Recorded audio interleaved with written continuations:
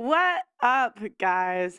Welcome to the Just Pearly Things YouTube channel, and welcome to another episode of Pearl Daily, where I cover this week's treachery, debauchery, and craziness, and really just give my opinions on the world. So, we have a lot to talk about today. But, before we really get into the meat, the griminess, the down and dirty of today's topic, which is what do we title this? The Simps, the Simps, the born again virgins, and the controlling wives. Today we're talking about the church. However, I know this is a sensitive topic, and oftentimes when I talk about the church, people conflate it to me attacking God and religion. And before we start the stream, I'm going to give a million disclaimers because I do not want my words to be taken out of context. I do not want people to tell me that I am saying things I did not say. But I have to be honest. And the whole point of my show is to tell you about what I see going on in society. I have a lot of unique insights. And I don't think people realize, I guess, how unique of a life that I've lived. Growing up, I would say I grew up in a pretty well off area. And I grew up traveling the world. When I was 10, I went to Japan by myself. Oh, wait, no, Germany when I was 10, Japan when I was 12. Okay. I lived in different countries, when I was young. Like when I was 18, I went to Germany and I lived with my German nanny at the time. I grew up with nannies from around the world. I have a very, I would say unique point of view. I then traveled to London, right, to play volleyball. And I ended up interviewing 1,000 women. And when I interviewed 1,000 women, many people argue that I only interviewed a certain type of women, but I cannot count how many Christian women I interviewed. But whenever I talk about commonalities again and trends I see in Christian women, I often get my faith attacked and am told I am not a real Christian. This is what I get. And what I realized is when you attack the church, people react similarly in the way that when you attack women or say anything that's unflattering about the church. People react in the same way if you say anything unflattering about women. I'll give you guys an example. I grew up Catholic. I would still consider myself a Catholic. I know there's a clip going viral of me right now talking about how, I have some questions, but I would still say I'm Catholic. And when people bring up that, controversy we got in a couple of years ago with the priests, I think you guys know what I'm talking about. I'm not going to get mad because it was true. It happened. And even though I have my feelings about the church, and, especially when you grew up in a church, there's a party that wants to protect it, I will die on the hill that we should be honest. We should be honest about the things that are going on. So, and when I start talking about these problems and these issues, the first, thing that I get from women is you're insecure. And, they even will dig up old clips of me talking about being insecure in high school. Like we all were, like wasn't everybody? Come on. Anyways, why would I do this? What would make sense if insecurity was the root, guys? You guys attack my looks, my character, and my reputation every single day. You church women. How would that help? So, I am just a random, the next thing that I get is there are smarter people that are talking about this. And I say, yes, there are. Go watch them. That's totally fine. There are smarter people. There are dumber people. Totally fine. I am just a chick paying attention to what's going on and taking notes. So, I want to offer some disclaimers for the show. And if any of these disclaimers offend you, you are more than welcome. You're more than welcome to just not watch, move on, leave, go, okay? These are my rules. So at the end of each show, I am going to start taking call-ins, but I want you guys to realize that I'm not required to speak to any of you. And I'm going to kick off whoever I feel like it. It's not my intention to. I do not wish to. But if I get the impression that you're just here for a 30-second buzz clip and not a genuine conversation, you're gone. Goodbye. Go cry about it. You can go cry about it on your channel with 0 viewers. I don't care. I don't care.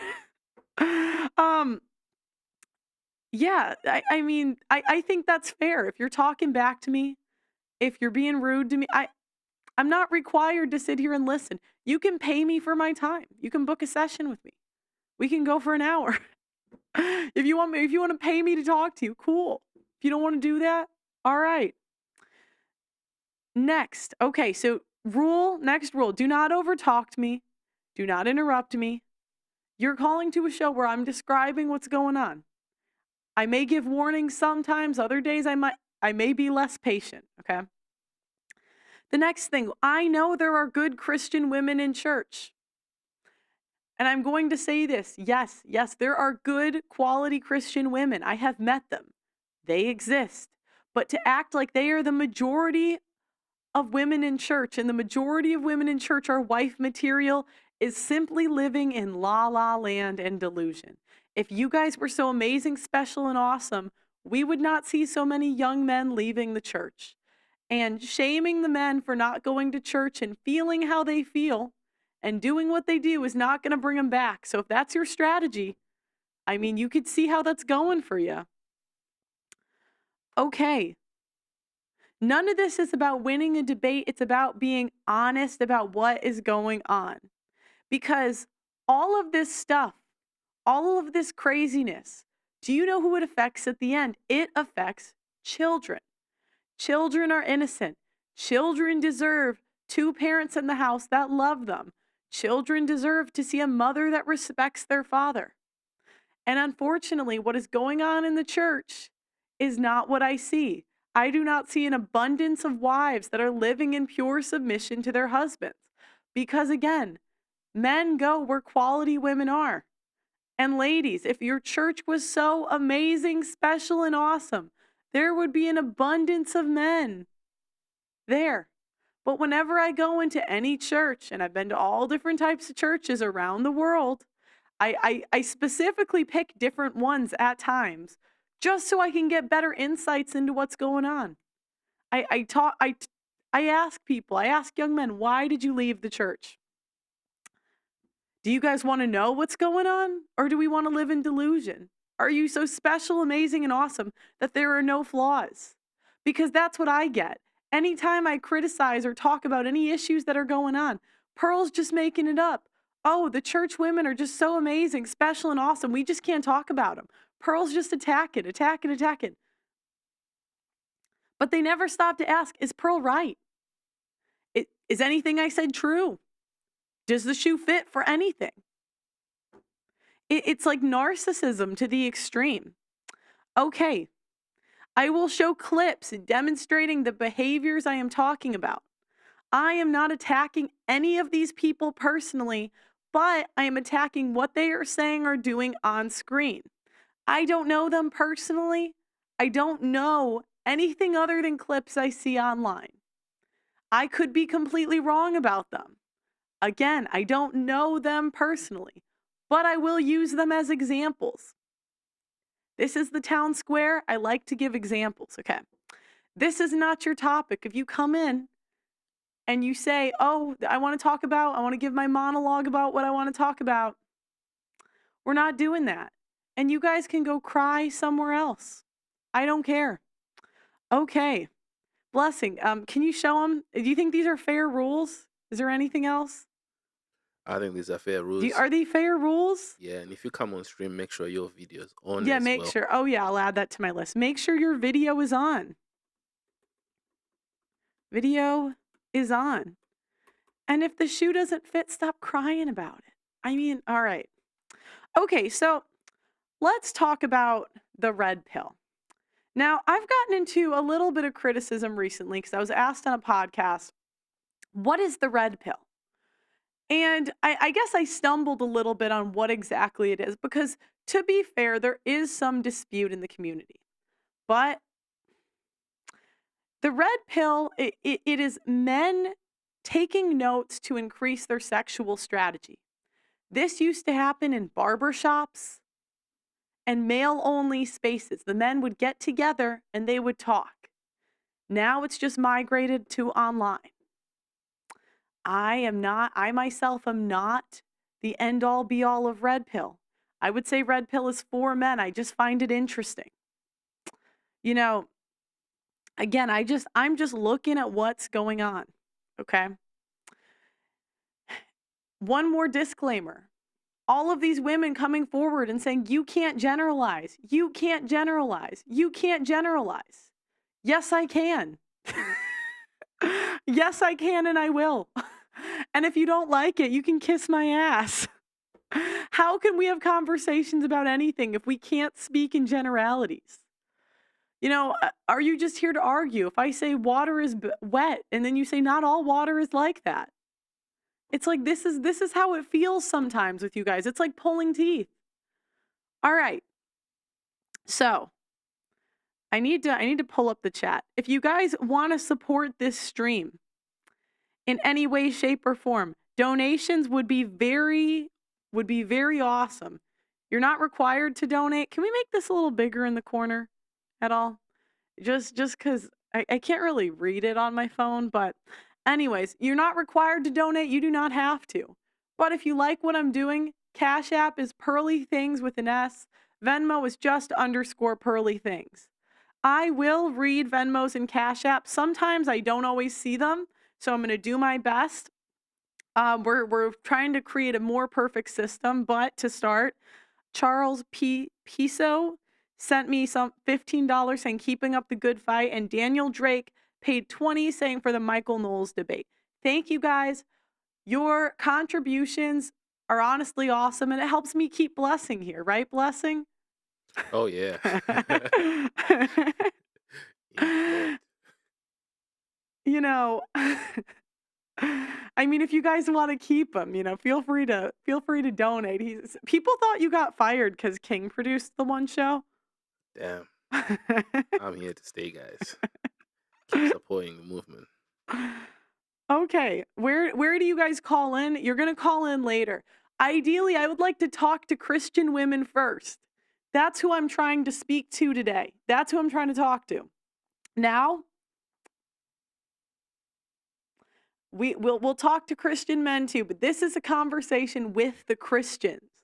So if that's not you, or you've never been involved in church, it's okay. Just please bow out of this one. We'll have conversations next time. So I saw an article that said the Tier Fund report shows that in the UK, the ratio of women to men in church is 65% to 35%. So while men still dominate the priesthood or pastorship, statistics show that 2/3 of church memberships are women. And if you look at programs run within the church, a much higher percentage of them are led by women than men. Most people in the church have little or no say in what goes on. For a Roman Catholic, Anglican, Methodist, or Baptist, the leadership of churches dominate by men. They dominate just the priesthood, but the positions of bishops and the regional ministers. Yet, as the gender gap grows, the presence of women increasingly dominates most Western churches. While there has been an imbalance for quite some time, the recent trend shows that it's increasing. The last 20 years, 49% of men under 30 left the church. Okay, guys, you're right. There's no problem. You're right. Just shoot the messenger. There's nothing going on in church. You are so totally right. You are losing half of your young men. 50% of your young men, and there is no issue. You're right, ladies. Keep on doing what you're doing. Keep on doing what you're doing. Do you guys want to know what's going on? Do you guys want to know what the issue is. Put a 1 in the chat if you want to know. Put a 2 in the chat if everything's going just so amazing. Stop complaining, men. That's what they'll tell you. Okay, one common trope that I have heard from men that have left the church is that men feel like women and the church will never be happy. It is never enough. It is never enough. Now, why do young men feel like this? Now, I'm going to show you guys. Now, again, But I'll see, guys. okay. Now, by the way, again, this is not attacking. I'm a fan of Michael Knowles, but I think this rhetoric is why you see young men. Half of your young men. You guys are coming at me like I did that. I didn't create this world. Okay, so pull up the screen. All right. Now, again, this is just showing you an example of the mentality that's pushed in churches. And you see it reiterated by talk show hosts. You see it reiterated in debates. You see it reiterated everywhere. Okay?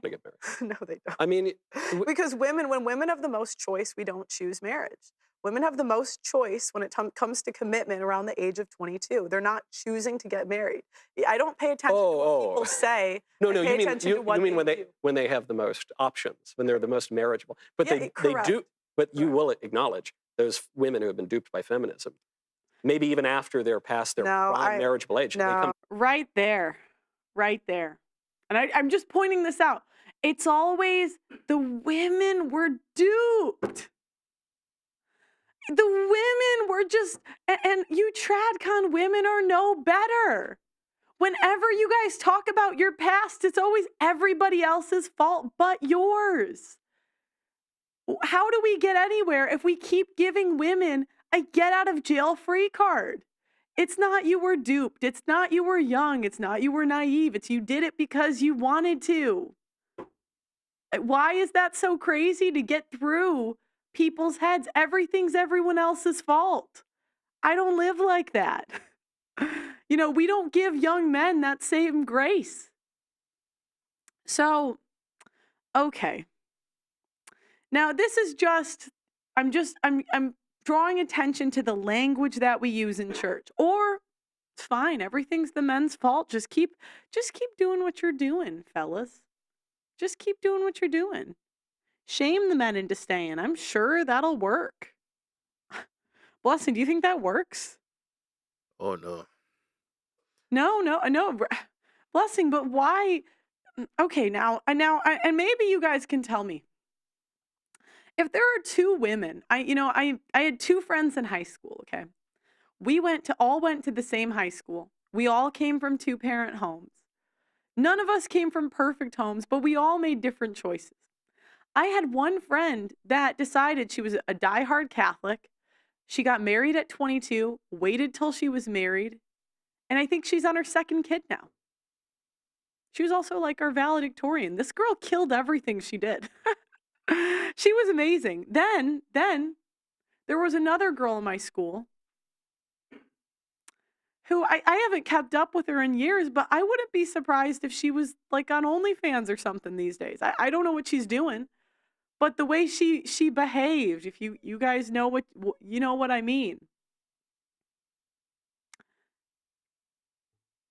Choices, decision, free will. We are responsible for our own sin. I look, that's what I believe. And if you think that makes me not religious enough, that's going to make the men not religious enough too. Keep losing men. Keep doing what you guys are doing. Okay. So what I see in churches, and now I'd like to preface, there are three types of men or three types of people I generally see in church. Please don't talk to me about the exceptions. I know there are exceptions. I know it's not all bad. But these are the general trends, and by the way, in case Blessings Church is watching, no, I'm not. Give them a disclaimer, please. Disclaimer. I'm not saying his church is like this, but it probably now. No, sorry. Damn it. It probably is super special and different. Just, please don't give my man Blessin like any trouble at church. Please let him have a good time, Please don't. Now, Thank okay. you for that. What? Thank you for that disclaimer. Did it help or hurt? Nah, man, so good. Okay. Let's leave it like that. Okay. So there's 3 categories of people that I see in church. Now, the first thing I've noticed is simp men in church tend to take the biggest L's I have ever seen in my life. And it's worse. It's worse. Okay, let me show you guys this. All right, I'm going to show you. This was a chastity speaker that came to my high school. Now, I want you guys to put yourself, I was in sales, right? I worked in sales. And if a product wasn't selling, and I'm not saying women are products, but I'm going to look at them in this way so I can explain a concept. If a product isn't selling, the worst thing you can do is shame the customer and say, bad customer, you are wrong for not buying this product. You got to ask, what's wrong? Why don't people want to buy? Is it the product? Is it the salesperson? Why aren't they buying? The worst thing ever, I sold copiers. The worst thing ever I could do. And I sold the worst product ever, okay? Was go into a sale and say, you guys are not all copiers are like that. Not all copiers are like, there are good copiers. I sell good copier. You would look at me like I'm crazy. But if I say anything about the issues with church women and the reasons men are leaving, then I'm the bad guy, okay? Now, this is a church woman that's going around. They went to my high school. I remember them because I thought this sounded crazy when I was in high school too. This is her testimony. And I want to ask you guys if you think this sounds like a win for men. This sounds like something they would want to sign up for and buy. This wife, okay? Now, okay. What is love? Well, for me, my father left when I was 2, and I was surrounded by aunts and uncles and even my grandmother who was divorced. So for me, love didn't last. Love was temporary, and it wasn't a forever thing. So that carried into my relationships. When I was about a sophomore in high school, I had my first serious relationship. And after a while of dating, we thought we were in love and everything was great. And slowly, the pressure started to set into the relationship. And it came to the point where he said, well, girl, if you really love me, So I'm just pointing this out. It's all him, right? You weren't sexual at all. What are church women known for being sexual, Blessing? They do go crazy, some of them, I'm not gonna lie. I am not going to lie there. Do you think, okay, as a man, when you hear this story, do you believe that it was all him? Hell no. I mean, and ladies, I'm trying to explain how men hear this. You're right, you were just used, okay? you truly love me, you'd prove it to me. You'd show me just how much you love me. So I needed advice. So I went to my girlfriends and I said, well, now it's the friend's fault. Now, to be fair, we do give each other terrible advice. We totally do. But I want you to, guys, when you said I did something wrong and you said, oh, well, he wanted me to do it. Now, again, I'm going to tell you guys a story. You love my stories. When I was in high school, okay, for the most part, I was pretty mild. I didn't really, I played 3 sports. I was so enthralled in volleyball, in basketball. I just didn't have a lot of free time. It's been a common theme throughout my life. I've always just been a busy gal, okay? Now, my last summer before I left for college, I wanted to throw a very small party. Now I know everyone's going to say, Pearl's the word. Okay, whatever, Now, to be fair, now, I got caught. And when I got caught, I did the same thing she's doing there. Look, I'm still a woman, all right? But I did do the same thing. I was like, but Dad, my dad was having none of that. He said, if your friends jumped off a bridge, would you too? Don't you hate that? And Yeah, and they sent me, I was grounded for like, they sent me to rural Wisconsin. And I learned a lesson. Okay, I learned a lesson. I never did it again. I never, I never, would I have learned that lesson if my dad let me get away with saying that? If my dad said to me, Hannah, they call me by my first name, Hannah, you're right, it was your friends, you poor baby. That's what you guys do with female sin. That's why your women are going crazy, because you coddle them and you tell them exactly what they want to hear. And I know, because I grew up around you Catholic women, all right? You will not, none of you will fool me, okay? So we're going to keep going. We're going to keep going. He kind of wants to do this with me and he wants to do that. And they said, well, what's wrong with you? Everybody's doing it. You love him, right? And I thought, well, yeah, I love him. So at the age of 15, I lost my virginity thinking it was going to cause this huge, great emotional bond between us and we'd be on cloud nine and so in love. And in all actuality, eventually it destroyed any love we had in that relationship, and all respect was just thrown out the window. Because if I couldn't even respect my own body, how is he supposed to respect it?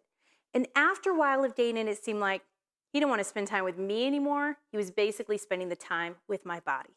And when a girl is being used, there it is.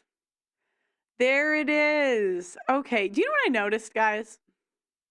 I have never seen more sexuality than from women. Now, what do I mean by this? If you go to a male rock concert, I have never seen men approaching women at a concert or in a setting. Okay, let me explain this in a different way. When I go to a concert, women are trying so hard to sleep with the man on stage. I use Drake as an example a lot. They throw bras at him. They throw panties at him. And I've seen this with high-end male celebrities. Dan Bilzerian has slept with 1,000 women. Okay? Women are sexual. At times more sexual than men. So when a woman has sex she wants to have, why is she being used? Now, I don't really care how you academically say men and women are different. It doesn't really matter to me. I'm just looking at what I see. I look at reality. And the problem is many church men have never had a woman be very sexual towards them. So they think women are these innocent creatures. Sorry to burst your bubble, guys. Okay? Now, let's pull it up. Let's pull it up. Knows it. She knows it in the depths of her heart. She may deny it, she may ignore it, but she knows it, and I knew it. And after a while, we were constantly fighting.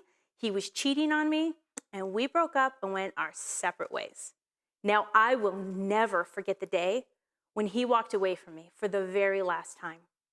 And as he walked away from me... Now, I want you guys to understand how men are going to hear this, okay? I just want you to understand. This isn't what I think. This is how men think. Men don't generally break up with women. So, generally speaking, if a man hears you were dumped, they think you're crazy. Now, I'm not saying every girl's got a different situation. As women, I know all you guys hear is your situation. I'm not saying. I'm saying this is how men will hear this, okay? Am I wrong, Blessing? Am I lying? No, you know that. Am I telling the truth or am I lying? Speaking the truth. I could think about. But not at his church. Yeah. Let him come back. Let my man come back. Was that guy's taking something with him that never belonged to him in the first place. But I can't get it back, right? What's the point? It's already gone. So there I was in the cafeteria talking with my girlfriends. And I came to this conclusion, okay, if a guy can date me for about 6 months without sleeping with me, then he must love me. Then I'll sleep with him. And I think now 6 months. 6 months is the... Okay, this is a lie. Guys wouldn't deal with us if there wasn't sex involved. Look, I'm just being real here, ladies. I know this isn't going to sound nice, okay? Most men, Now, I understand, like, working, I understand other fine. But most men are not trying to deal with most women unless there's a possibility of having sex. That that's part of it for men. It's the church acts like that's not important. It is to men, all right? Price that I put on my body. If he gives me just a little bit of that time, just a little bit of that attention, that's the A little? I mean, 6 months, not a little. Sorry. Sorry, I'm sorry. definition of love. And I carried this mentality all through high school. He was the first guy that I slept with, but he wasn't the last because sin took me further than I ever wanted to go or ever expected to go. Now, after a while of living this lifestyle, I got into the partying, I got into the drinking, I got into the clubbing, I got into the drugs. You name it, I was into it. And granted, at the time, yeah, I thought it was a lot of fun. It was very attractive, and I know what that's like. But I also know what it's like to wake up the next day when that party's over, when your friends are gone, and when you're there by yourself. And I remember waking up thinking, I can't believe I did that last night. I hope I don't have to see his face in the hallway at school on Monday.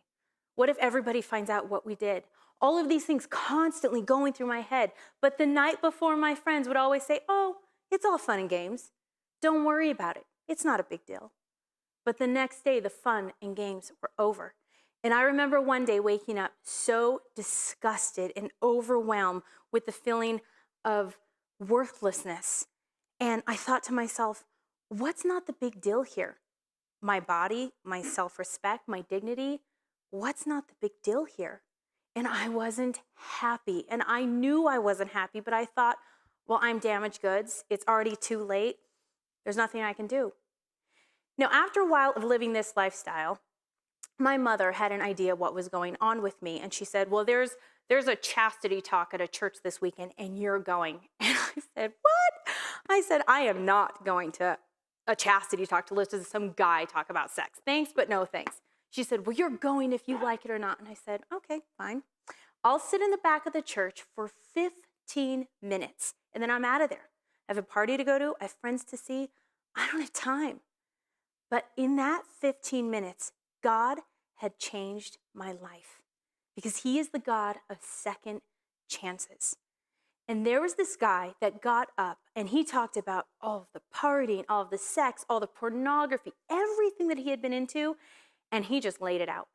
And I felt like that guy, he had grabbed my hand out of the audience and he walked through my life. Like he could see the things I was most ashamed of and hiding. And I just watched him. That he carried about himself that I didn't see that in my friends. I didn't see that in the places I went to, and I definitely didn't see that in the guys. Okay, and I'd like to clarify right now. There's nothing wrong with her changing her life. I am not shaming or faulting that. What I am telling you is men are not dying to wife up women that have crazy pasts. And that's the problem in the church, is you parade around these women as your speakers, and that becomes the quality of the women in the church. And you're telling women they can get a get out of jail free card, when in all honesty, for every one woman that it works out for, there's 10 women it didn't. Okay? Wait, let me play the rest. Because I know she ends up like getting married to another guy, having kids, everything, right? But is that a win for men? The new guy had to wait to have sex with her till marriage, when all the other guys got it for free. I mean, is this a win for men? I want you to think about it from the man's point of view.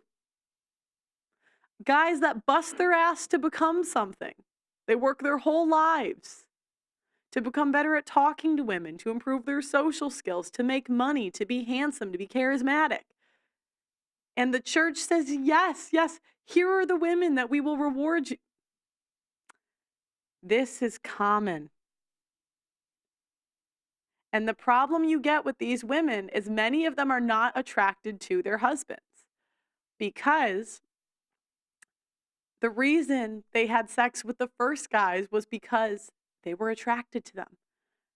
there are many church men and women in sexless marriages with women that have used sex to control their husbands, and they do it from the beginning to get commitment from them. They do this early on. Okay, but we're going to get into that later. Was dating. But he had one quality above all of them that I wanted more than anything, and it's that he wasn't ashamed of himself. I sat in my seat trying to figure out one day after I started living that lifestyle of just true peace and joy, not worried what I'd done prior that night, prior that weekend, always worried, but never any peace. And I realized in that moment, I needed to get my standards out of the gutter and raise them as high as I possibly could and start respecting my body. This will not work for most women. Some women, if they're attractive enough to pull this off, they can do it. But I was in sales, so imagine, this is the Christian woman product, okay? This is the Christian woman product. She did all the partying. She did all the everything. She lowered the value. Now she's asking for a higher price while doing nothing but praying. I'm sorry, it doesn't work like that to men. And if it did work like that, you guys would have a better reputation. Do not blame me for the reputation that church women have. It would be more useful to say to women, hey, if you want to wait till marriage, you are going to have to provide a hell of a lot of value outside of sex. That is going to be very difficult to acquire if that's what you want to do now. But we say pray and God will give you a husband. There are women that works for, but I'm not in the business of selling dreams. That is not what I've seen. What I have seen from country to country is churches filled with women, single mothers, ex-party girls, and simps. Nobody's getting together. I don't see young families in churches anymore. I see the same problems happening across the board. And you guys keep shooting the messenger like I did something to do this. I'm just telling you what's going on. For once, and start respecting my God. Now, our God is the God of second chances. And he changed my life. He turned me around and he gave me the grace. Yes, God can forgive women. But men do not have to accept your previous sin. Men don't have to do it. And ladies, if you have a brother or a father maybe that's dating again, a man in your life that you love, you would never want them to be put in a situation where they're dating a woman with a crazy, crazy past. Okay? To get out of that lifestyle. And I tried so many times to get out of that lifestyle on my own because I was miserable. I wasn't happy. I was disgusted with myself. And I just needed to get out. And I tried so many times and I promised myself, I'm never going to do that again. And then the next weekend, I was doing the same exact things. But then I realized when you ask the grace from God and I begged him to get me out of that lifestyle, he did. And if you really want to turn your life around, if you really want to start over, you have to do it with Jesus or you're going to fall right. That's fine. Yes, you should do it with Jesus. But don't expect men to make your problem theirs. And that's what I'm talking about. You guys keep saying I'm shaming the forgiveness. I'm shaming her changing her life. No, that's a good thing. But her and her husband would go around and give these chastity talks across the country. It's always the same. You can take it off. It's always the same story. It's always the woman with a promiscuous past. You can take off the video.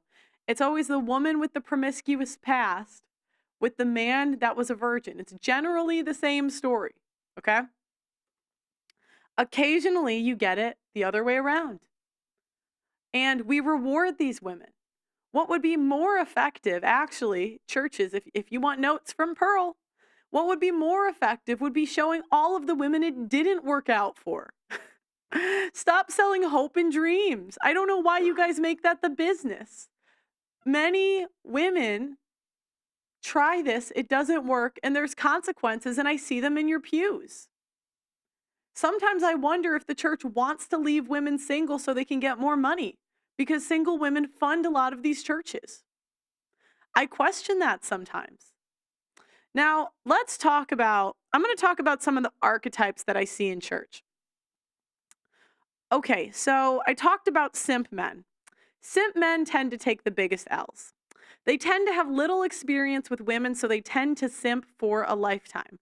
Many of these men will tell this to you themselves or brag about it.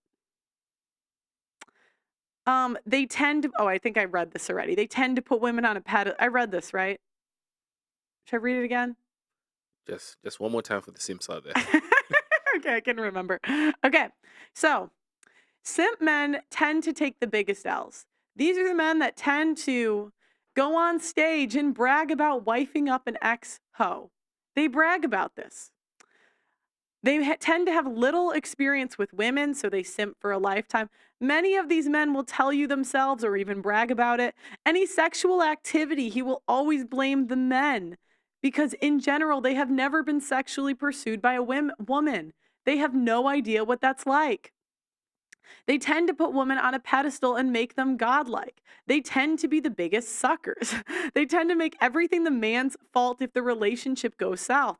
They tend to believe in born-again virgins and sign up for that. Okay, the next archetype, I'm actually going to go to the controlling wives. Now, there's the simps, the controlling wives, and the born-again virgins. Now, the controlling wives, we don't know about their past. Many of them have pasts. Many of them don't have pasts.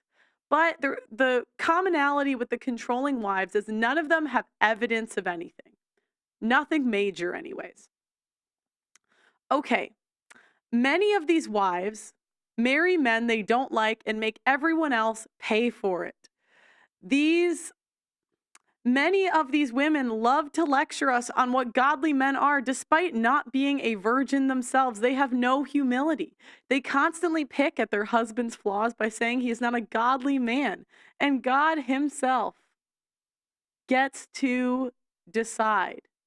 Oh, shoot. Hold on. I'll say today, you're preaching today, pal. You're preaching. Hold on. Freaking. Hold on. One second. Sorry. Can I get some ones in the chat if you feel like Pearl is preaching today? I'll do it again. All right.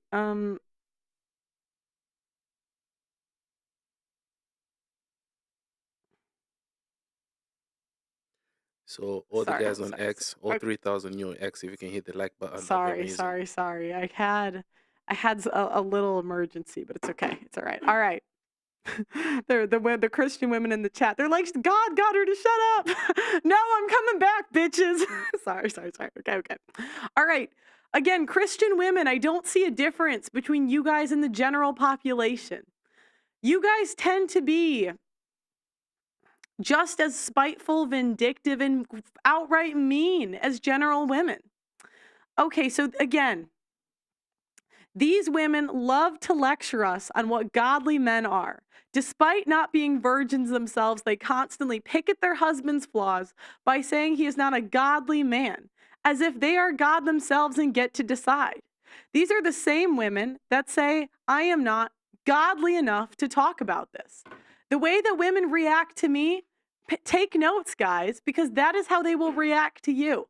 I am just a random stranger on the internet. You'll be married to these women. Watch out. Have fun. Christian women have a tendency to use the Bible to control their husbands and tell them how to talk. Remember, the way that women react to red pill is how they react to hearing information they do not like. Remember, the red pill is simply men trading notes. It's simply men. It's locker room talk, barbershop talk. Imagine being home and that's how your wife will react if she hears anything she doesn't like. You will see these women call me hateful, problematic, harmful. These are the Christian women that are at school meetings telling you how to raise your children. These are the women that force the you-know-what on everybody. These are the mask women oftentimes. these women weaponize sex against their husbands. Shame. Shame. I see the same shame, insult, guilt, and need to be right from Christian women that I see from normal women. There is no difference. If there was a difference, again, don't blame me for your reputation. All right. They will call, they will call everyone else of this world as if they themselves hold the keys to God's to heaven, as if they themselves give out these keys. That's what you'll see. Oh, you're just worldly. What the hell does that supposed to mean, crazy lady? So are you. All right. They love the verse, husbands must love their wives as Christ loves the church. Yet at the same time, will tell men how to talk, tell men to watch their tone, tell men to watch their delivery. That doesn't sound like submission, ladies. Okay, if Christian women leave marriages, they need a reason. Christian women will band together to label a man abuser, oppressive, and evil if the woman chose to leave. The woman is always right. As I have said this many times before, we saw this with Lauren Southern, Steven Crowder. Everybody banded together. Nobody called out the holes in their story. You will see conservative women rally behind divorced women and still call them more Christian than me, even though they chose to break up their own home. And what does that affect? Oh my gosh, the children. Women care more about women's reputation than they care about children. This stuff leads to divorce. This stuff is serious. And yet everything is Pearl's fault. Christian women tend to be very concerned with power. They want the power to preach and exert control over their husbands. They are more concerned with looking good than doing good. Christian women swear they cannot trust their husband because he is not godly enough. They will swear they are the arbiters of what makes a man godly. They will swear they are the arbiters of what makes a man a real man. Who are you to decide? If the relationship goes south, it is always his fault. Christian women also live in fear. Many of them also excuse women's divorces by labeling the abuse of men. If there was no police report filed, I don't believe you. Get a police report. Go to the police, get a report. Otherwise, you're just going to let us all get beat up by this guy. That doesn't make any sense. These are the women who are used to defining what Christ looks like loving the church. And if their husbands don't measure up, these women are gone. Nada. Naski. They leave just like normal women. When the wife... Christian wives often blame everything that is going wrong in their marriage on the husband not believing in Christianity. I often hear the citation that when men go to church, the whole family follows. What Christian women do is they weaponize this study and make it the husband's problem that they're not godly enough. When really they should be asking, if they're so godly, why doesn't their husband want to go to church with them? If you're so pleasant and amazing to be around. I hate to break it to you, but I find non-religious men more godlike than 90% of Christian women. Yes, you 10%. There is 10% maybe of Christian women that are so awesome and pure, and I love meeting them. I'll give Bryson Gray, he's married, and his wife, she's like the sweetest woman. I just felt her like innocence and like kindness just being there for the day, okay? These women exist, but they are rare. They are the exception. They are not the rule. What is more common is what I'm describing. Why is this your reputation? All right, servant leader. Christian women love this verse. And by servant leader, generally Christian women mean to put his wants and his needs last always. I mean, servant leader, this sounds, the way you guys describe it, it sounds like slavery to me.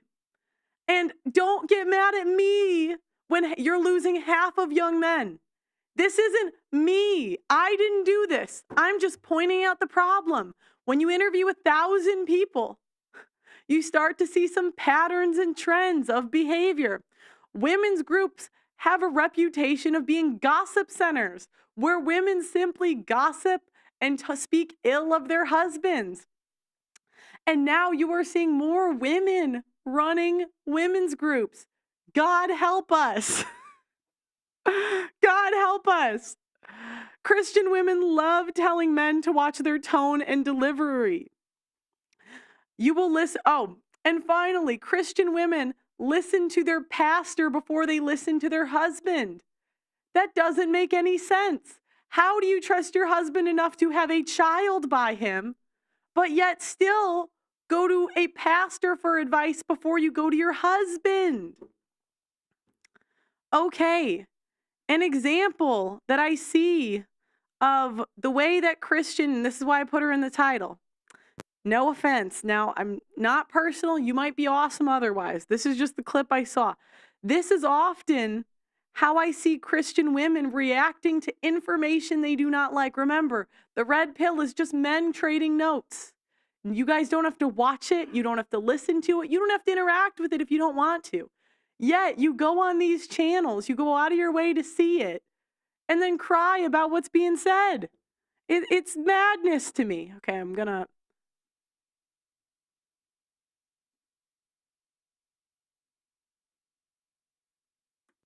Hey guys, welcome to Relatable. Happy Monday. Hope everyone had a wonderful weekend.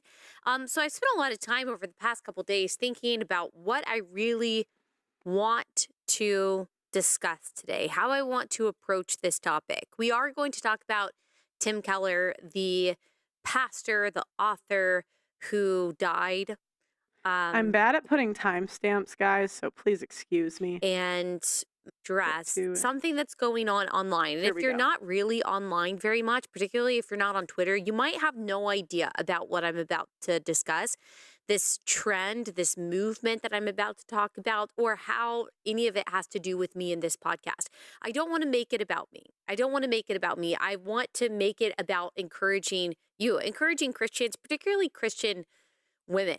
I've seen a movement both within the secular and the Christian right. I consider myself on the Christian right. I am a conservative. I'm on the right side of the political, cultural spectrum.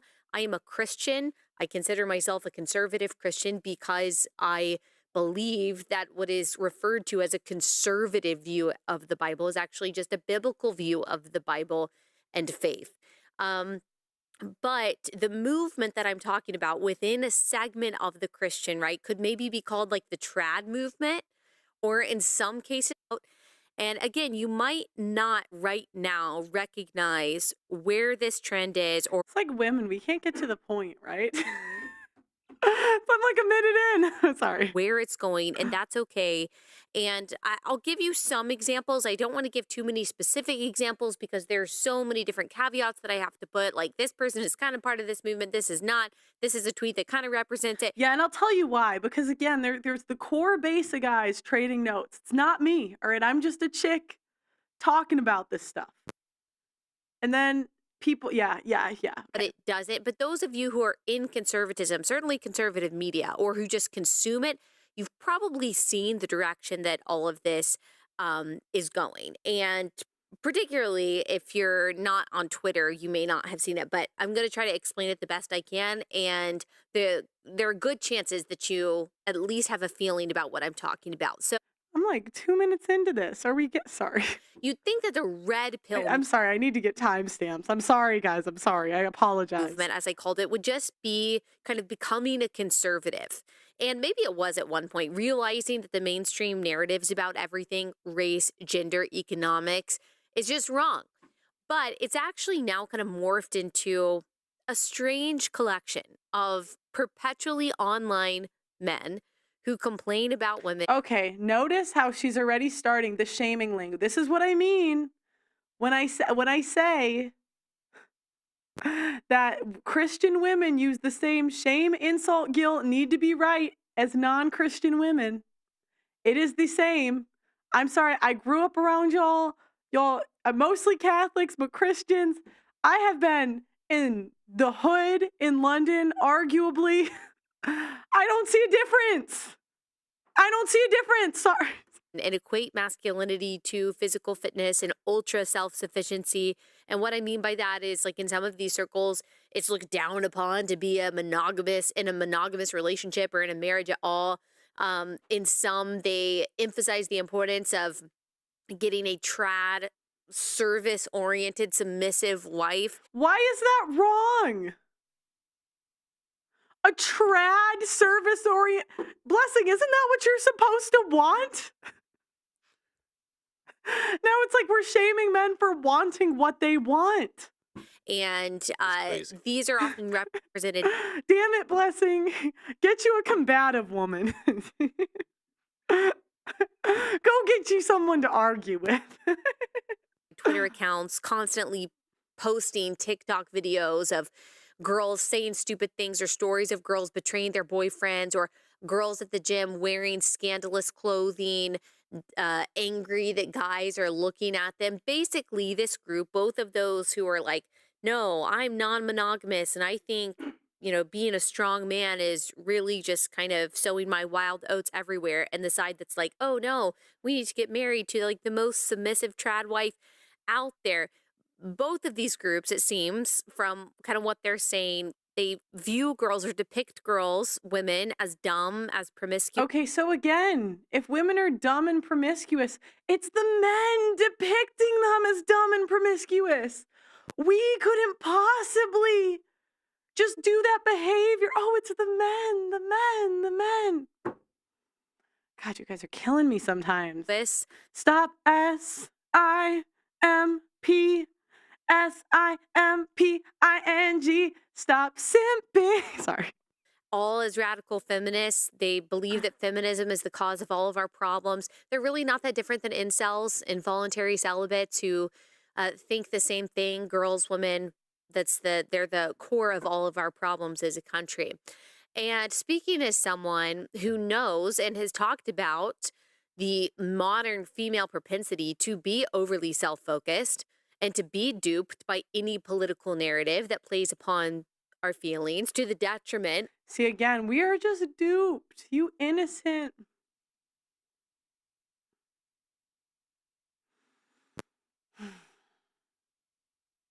I don't know. Blessing, is it unbiblical to say it's a choice? Is that unbiblical? You're a pastor. I don't know. They say I'm not a real Christian. They say I'm not like enough. So, I don't know. You're probably enough being a pastor. Is that unbiblical to say it's a choice? No, it's not. Am I wrong? Is this? No, you're not wrong. No, just the men have choices, but women don't. We're just duped. Of our country. The first one was the basis of my first book, the trendy narcissism that I talk about a lot. The latter, the overemphasis on feelings when it comes to political and cultural decisions, is the focus of my second book coming out next year. So I'm no coddler of women. I'm no feminist. And yet I see and I'm concerned by the different flavors of woman hatred. I see it. See, I'm no feminist, but I'm behaving in the same way that feminists do. Because now she's going to, the men are misogynists. Now they're just women haters. I'm going to tell men how to talk. Online discourse today. Yes, of course, from the left, in the form of elevating men who pretend they're women, excoriating every discontent white woman as a Karen. Yeah, we know that progressives hate God's design. They hate true femininity and true masculinity. And so I'm used to and expect a kind of a form of woman hatred from a lot of people on the left, but also from the right. Some people on the right love to play the women are dumb and have caused most of the societal problems that we have today. I mean,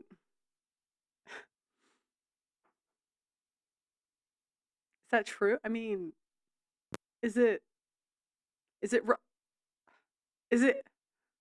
I wrong?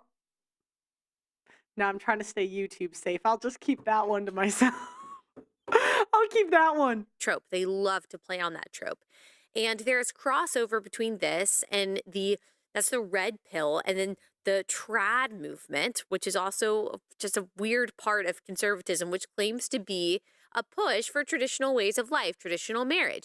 And of course, I am a huge advocate, the biggest advocate of traditional marriage, and think we should elevate it.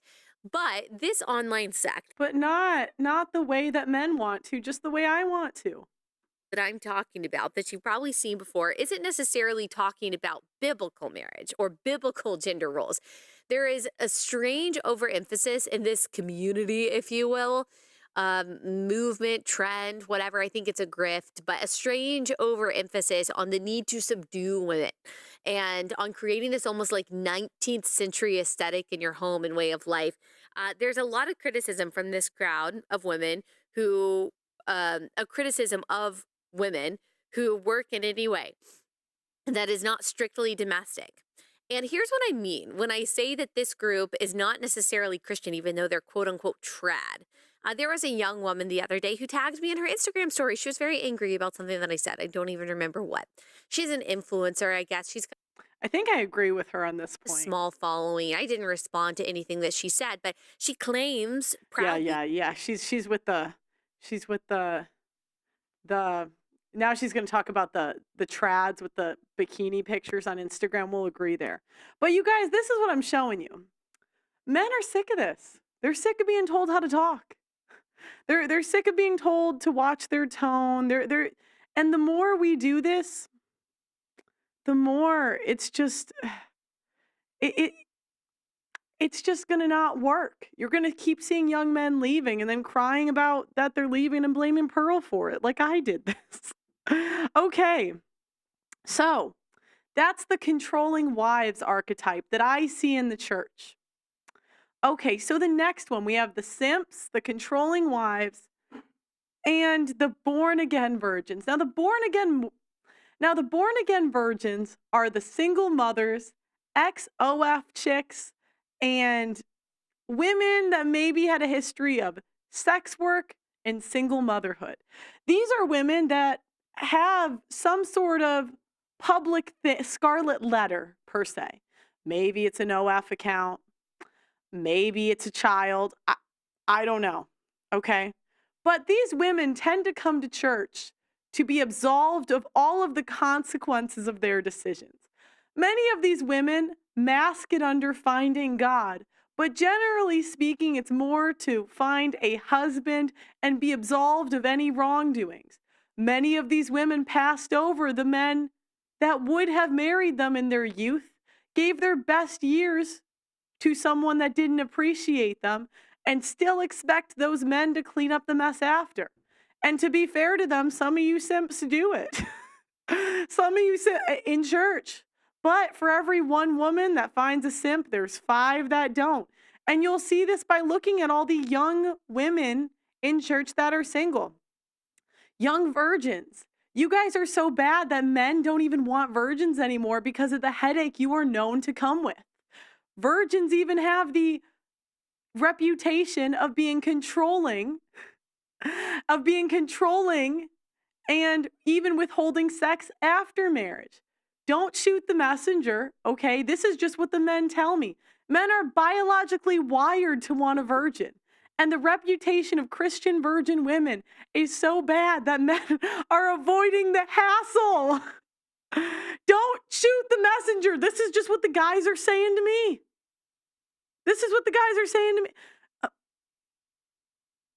Okay. So, many women come to church wanting to do a rebrand. If you will notice, the women that do tend to find a husband in church or a simp, generally she is older than him, and the younger man just doesn't know any better. Many of these men are roped into a lifetime decision based on the advice that trads are giving them, when oftentimes there are predatory women in church. Predatory. Okay. Generally, these women put on a dress, tell everyone how godly they are, but usually the mask comes off eventually, usually to whatever simp they got to marry them. Okay, so now this all came full circle. I need to get the clip. This all came full circle during my debate with Michael Knowles. Okay, this all came full circle. And if you guys want to hate me for milking this interview, I'm going to do it. And I'm going to do it more. I'm gonna keep doing it. So you can be mad. Let me get this timestamp. So during the debate with Michael Knowles,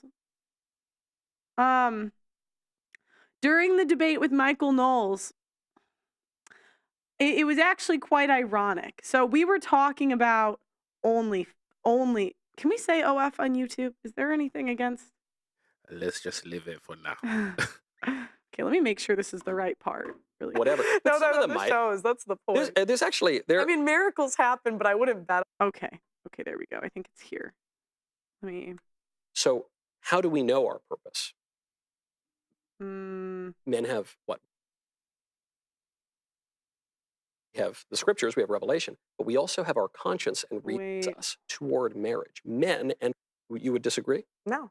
You wouldn't. Well, so there you go. No. Well, sort of. I think men. I think that in the current market, there are just not enough wives to go around.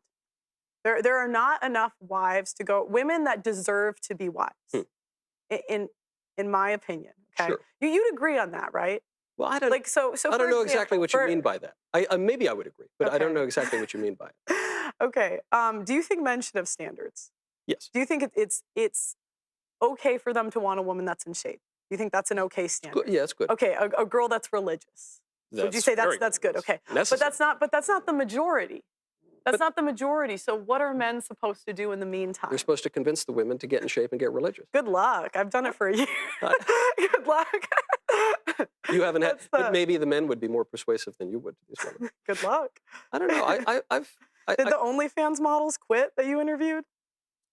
I don't know if that, I've only interviewed a few on whatever. No, some of them might. Shows. That's the point. There's actually, I mean, miracles happen, but I wouldn't bet on it. There are a couple gals who've written into my show, not from the Whatever podcast, but who were watching my show and, really watching in the member block and everything, who were both like online pornographers to some degree. And one said she was going to quit. I kind of lost track of her in the show. Another one quit, had a major conversion.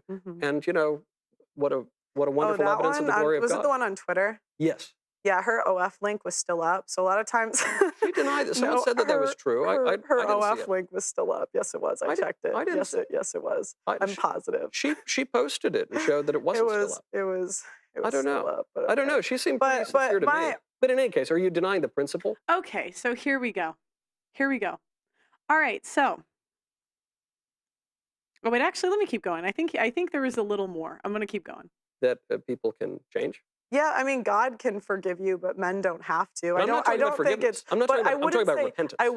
Repentance is good, but I wouldn't say that makes her wife worthy if you still used to have an OF account. You would agree that men, in general, should not date women that had OnlyFans accounts. It's not ideal. Okay, I don't think it's disqualifying. You can't definitively say that a woman. Okay. I don't think it's disqualifying. I mean, well, I think you're going to have a tough time selling guys on that. I'm not. So he starts, men can have standards. Yes, Pearl, men can have standards. Then we can't disqualify a chick for having OF content on the internet. Guys, ladies, can we just look at it from the men's point of view?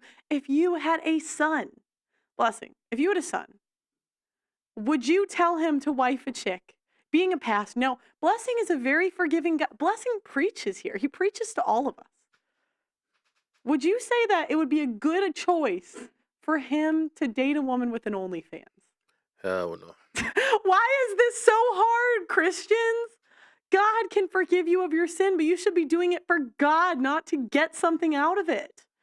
And so, okay, now, it was so funny because this all proved my point.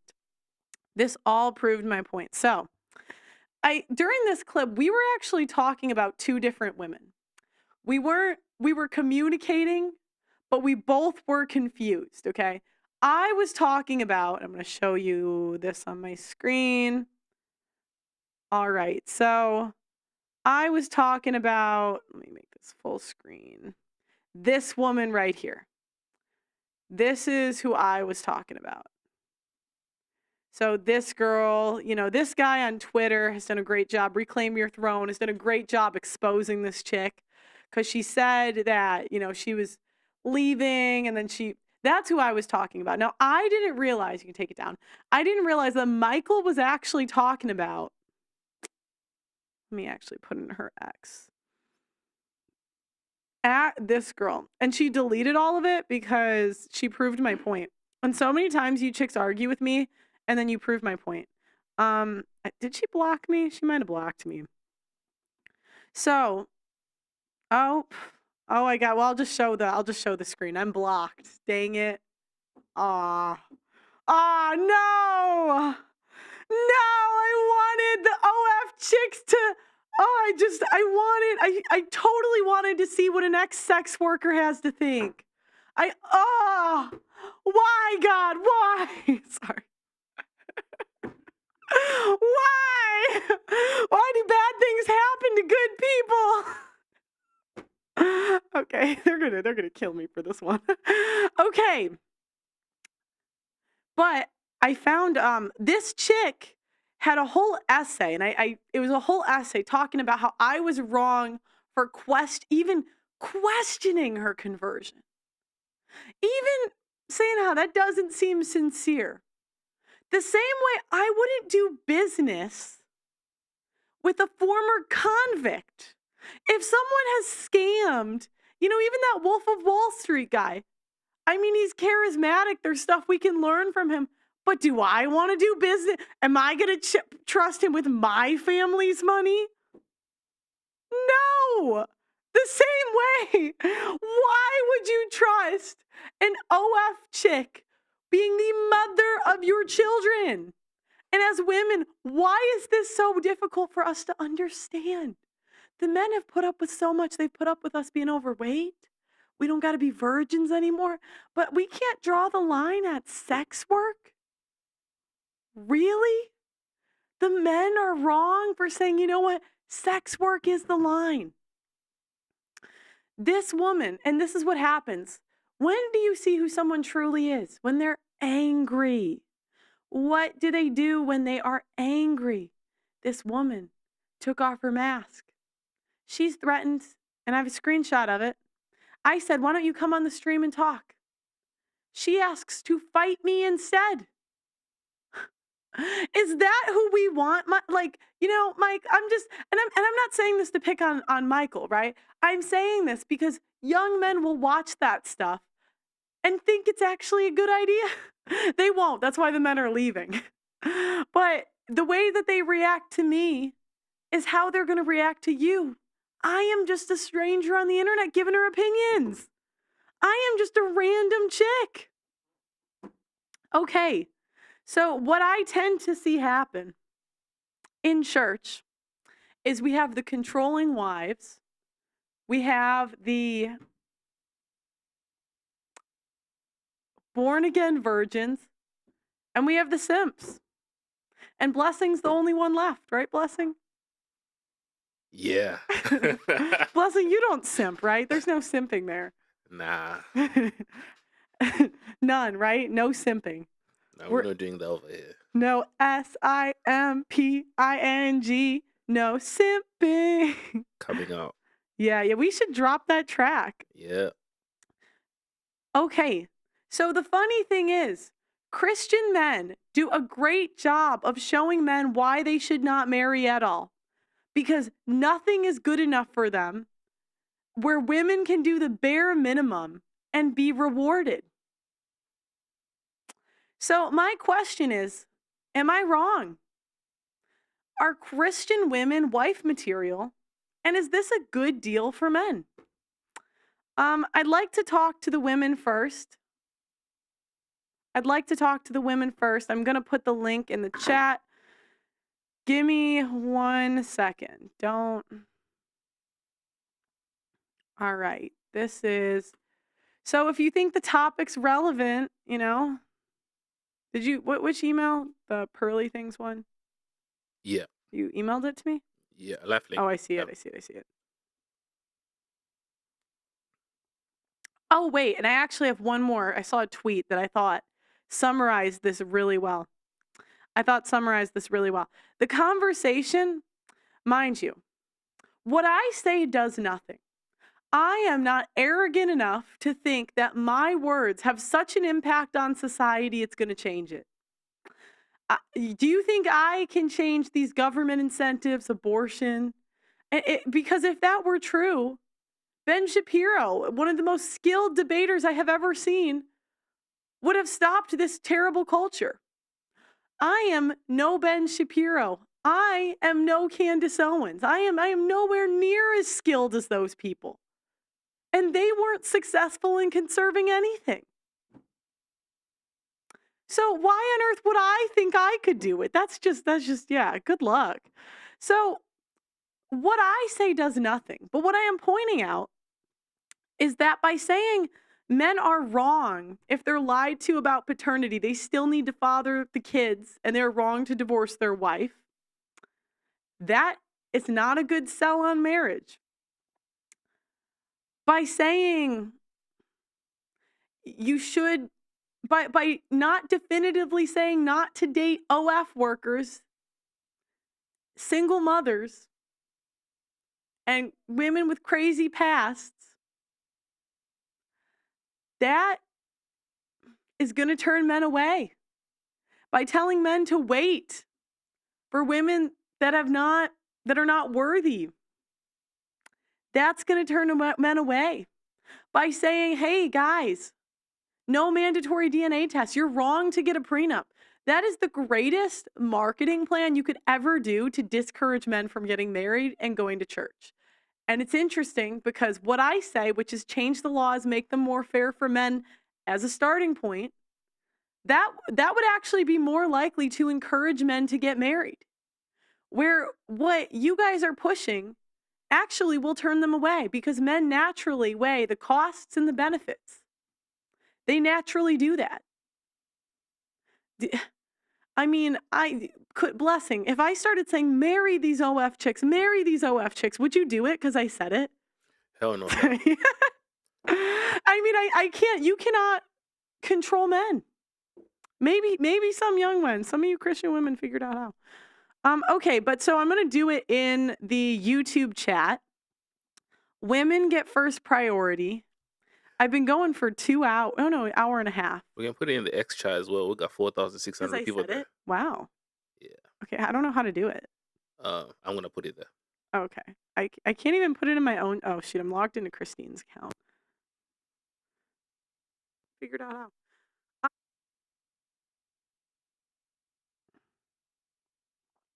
All right.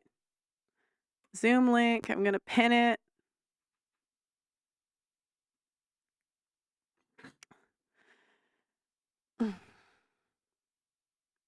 The juice is just not worth the squeeze. Now again, put it in my own. Oh, shoot. So my question is, and I want you guys to answer this question: are Christian women wife material? Are Christian women wife material? Am I just all wrong? Am I just making this up? I could be wrong. I could be.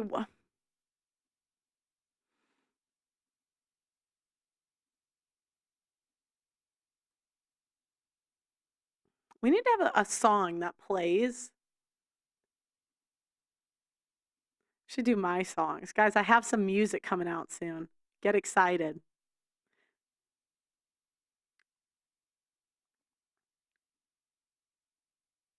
Am I wrong? They're all saying no in the chat. I'm not wrong. Are Christian women wife material? And by the way, when we're talking about a group of people, we're talking about the majority, not the minority, the majority.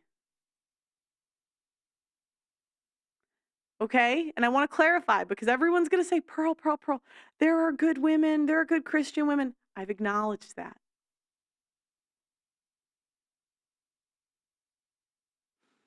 I have acknowledged that. So, Any women coming or no? Just Okay, guys? yep, we got women. Oh yeah. Yeah, guys, just wait. Okay, we got Bree who's gonna come up first. Just give me a second. And yep. Okay. I didn't even know we could. I thought streaming on X was like the same as YouTube. What do you mean? I don't know. I thought it was like link. I don't know. I'm just wow, 4,000 people. That's crazy. Okay. Yeah, X is giving us some love. Yeah, we love that. How many are we on Rumble? We're on Rumble as well, but Rumble, yeah. They're not put. Yeah, I mean, to be fair, we got to be better with Rumble. All right.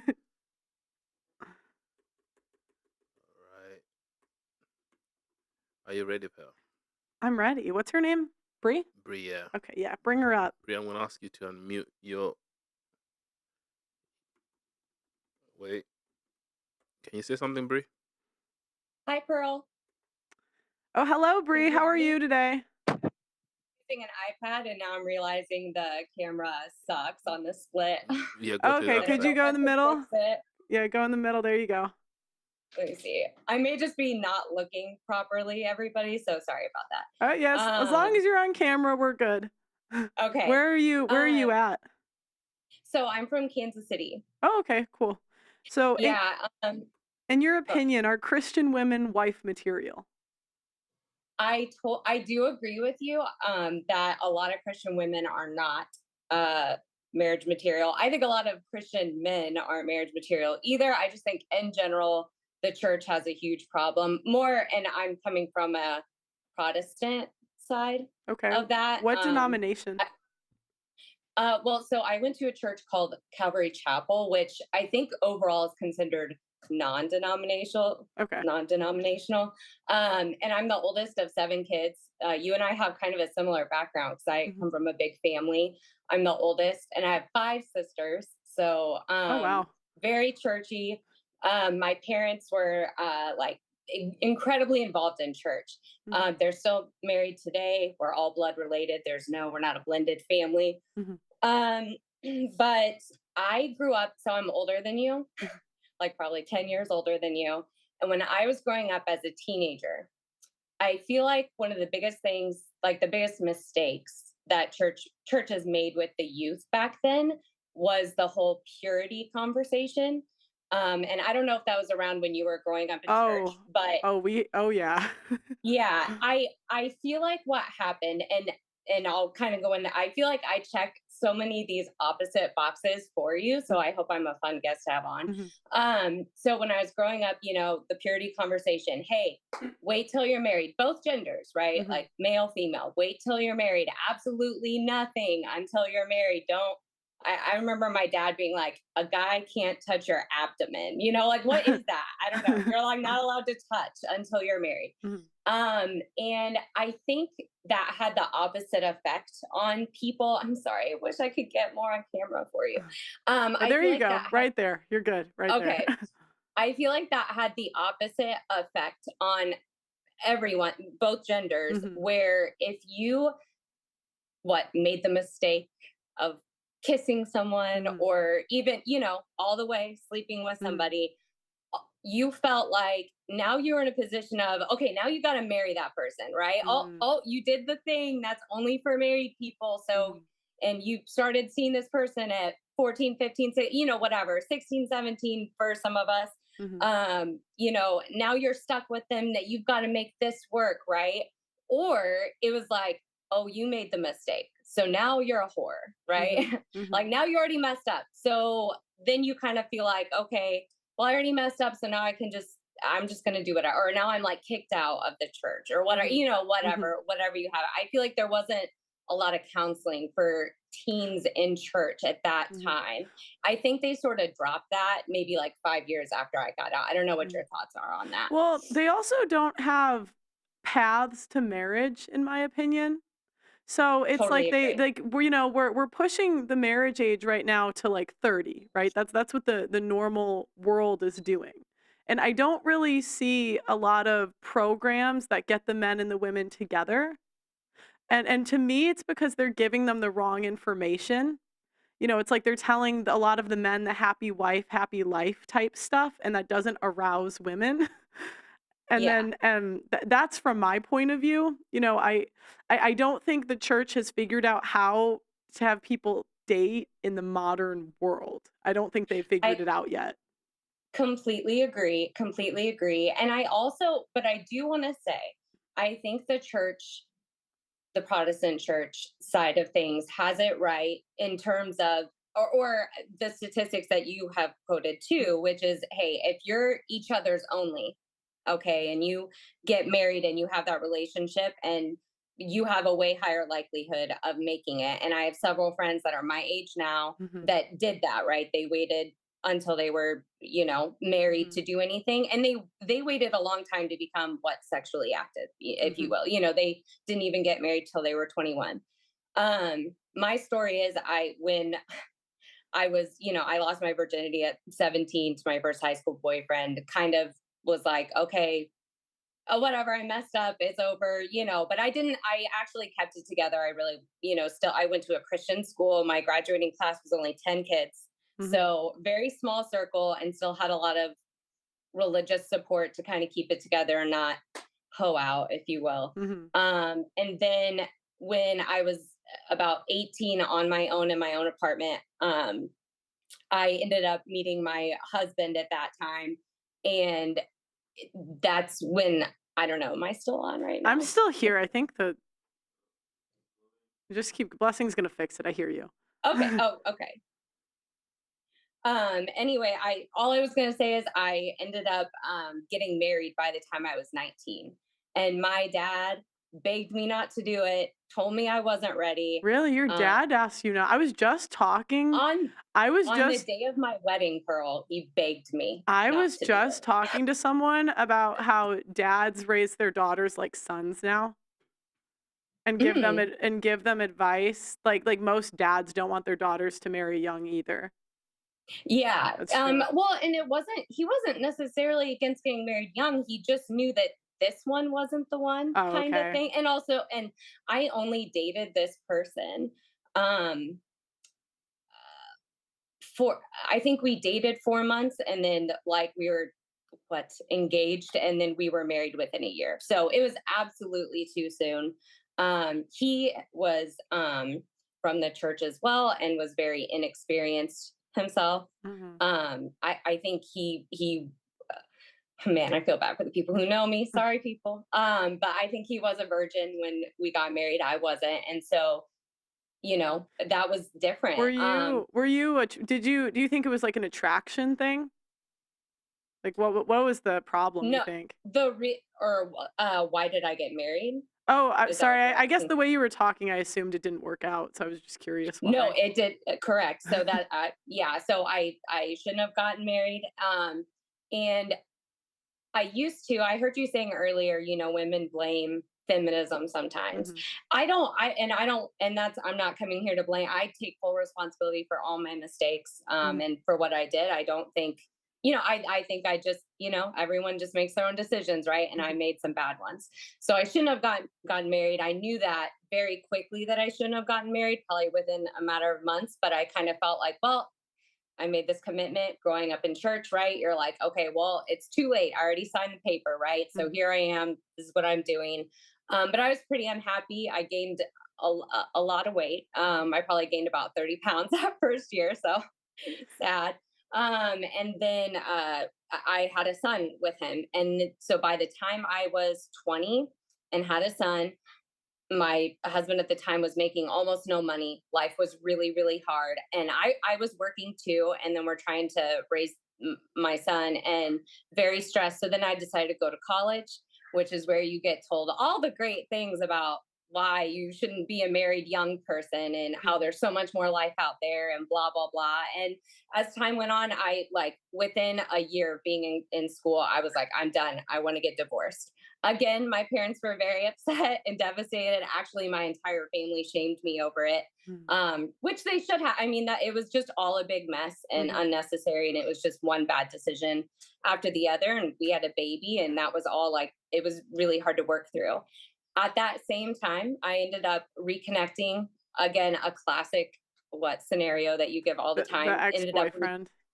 Correct. Yeah. Totally. Always. Yeah. Totally. Always. So we ended up reconnecting, and within a matter of weeks of my divorce, I was pregnant again with my second son. Girl, sorry. I know. I'm telling you, it's a crazy story. Story. But and I was so embarrassed. It was horrible. I felt really awful about it. Didn't really know how to deal with it. But my ex-husband, which was my first son's father, really handled it well. I have to give him that credit. Like unlike a lot of women that go through these things, I knew how important it was to have a father for my son. And so we did not go through any custody battles whatsoever. I immediately put us on a 50-50, no child support whatsoever. Wow, no, and good job. Good job. You're not the majority. Good job. Not the majority at all. And I just knew I just understood all those. And I love my dad, right? I love my dad. And then I knew how important a same-sex parent is. So I knew how important my son, like he needed his dad, and that was going to be the case forever. And I needed that help. I think parents don't realize, or being a single mom, being a single dad, it doesn't matter. Like, you need that help. Why would you not rely on the other person who created the baby with you? It just made sense to be like, let's work together and be as seamless as possible, even though we're not living in the same house. Again, that is not an excuse. That doesn't mean, hey, my kid should have grown up exactly. I'm not saying that, but I do fully agree with you about child custody laws, that it should never be like 80%, if it's at all possible physically, to have 50-50, that should be the kid. That should be the automatic default. And I think both my sons are better for it. So at that time I had my sons are only 23 months apart, so they were very little. I was with the that second person, my second son's father, for 5 years. Again, relationship ended. Now, we did not get married at all. So that relationship ended. And I would say, again, it was a choice I made, falling right into those scenarios again. I was like, hey, I don't want to, and life was real. I think what happens with women, what I feel like happened with me, again, not a justification, just I think it's a mentality thing. Life was hard. You're toiling. I was 23, 24 when by the time I had these babies, and broke up with him when I was about 27, 28, and life was hard. We had no money. Things were difficult. You're like trying to get through. You're both working. All of those things make a relationship hard. And then I wasn't married. So I was like, I don't have to be committed to this, which I was writing down some questions I wanted to ask you, just your thoughts, not as like a gotcha. But I know you advocate for like, hey, let's be careful about getting married, right? Or like, getting married may not be the best deal for a man. But I don't know what that means for protections for them with their kids later on. But for me, with my ex, when I ended that relationship, again, I immediately was like, let's 50-50. And I had my kids every other week. My kids are 13 and 15 now, but I have them on essentially the same schedule. So they both come to me at the same time. So they spend time together. We are like our own family. And then their dads, they have time with their dads, and they're separate from each other at that time, but they're both with their dads, and no child support with either one of them. And I think my kids are really stable, and they really love their dads, and it's all good. So I think that, I don't know, life happens, and I don't know how, I don't know why women reject the men that, created the baby with them and won't involve them. I think it's a really important thing. And even though I don't advocate at all for single parenthood, or like that it's irrelevant that both people be in the same house, I do think that you can still create a lot of stability just by having that 50-50 custody, for sure. But back to the church thing. I agree with you on the 50. I think actually kids turn out better when if there's a wife that doesn't respect the father, and she's constantly it's not like she's constantly disrespecting him, I see similar outcomes to single motherhood. Yes. So I totally agree. And women, I think, underestimate, especially with sons, maybe it could be a little different if you have daughters. But I think women underestimate how sons need that. They need, there's just something about a father parenting. It's a little stronger. And women don't handle parenting the same way that men do. It's different. At least that's my experience. I was, I still struggle with it with my teen boys. It's hard to be firmer. You're not as firm. And they need they need to know that there's like even not at my house, like even when they're not, or when they're with me and their dads aren't there, they're still, I mean, I still say things like, I'm going to call your dad. Like if you, and they're like, okay, and it's good. We have a good relationship that way in those parenting households. We're there to support each other. And if you're not doing that, you're, like you said, the person who gets hurt the absolute most is your kids, always.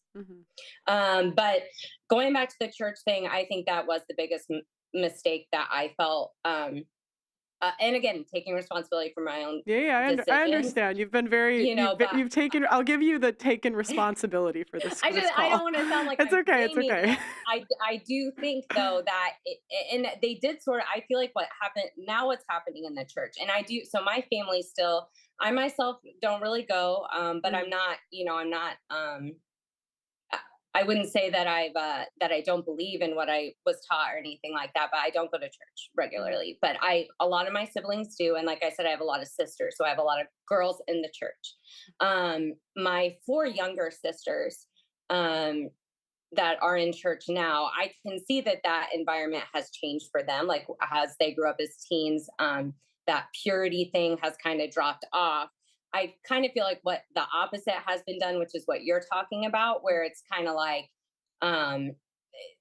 they don't want to hold people to those standards anymore of purity, but they also like aren't going to call. They should still be calling women out, or at least explaining to women the importance of their chastity and purity, and why it's important. I think they just really have lacked. And it still is this way in the church because they don't want to talk about it. They don't want to talk about sex. They don't want to talk about the reality of those interpersonal relationships. And they don't want to explain like what effects sex has on women and how that affects our relationships moving forward.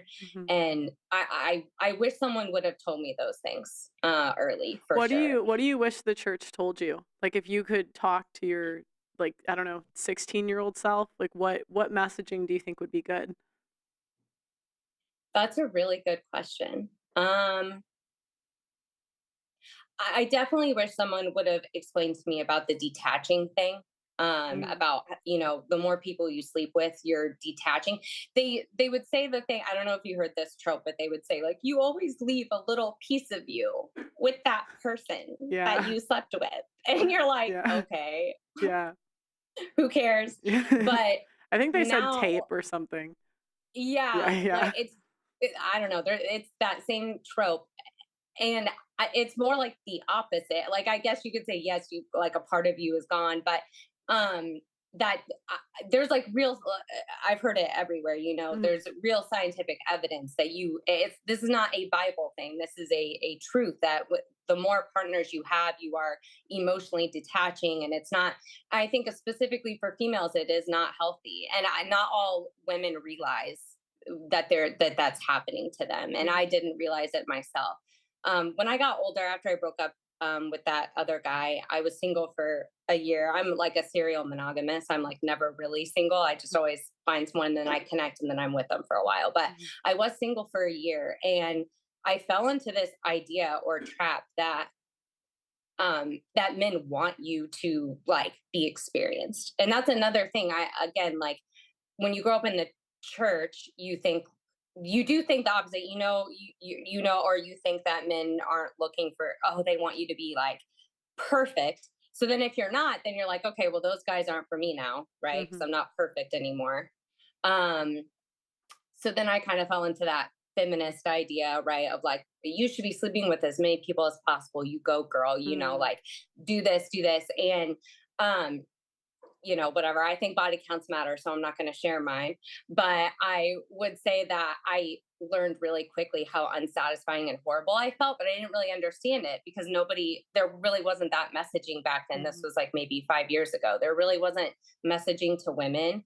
and a lot of women are hating on the red pill community, but I feel like there are a lot of good conversations for women in this community too, because once I started hearing people like you talk about, you know, the mental damage that can be done when you're doing that, for women, and what it means for men. Like it's just, no one ever said to me like, hey, men actually don't like it when they think you're a huge slut. Do you think you were able to consume the content easier because you have sons?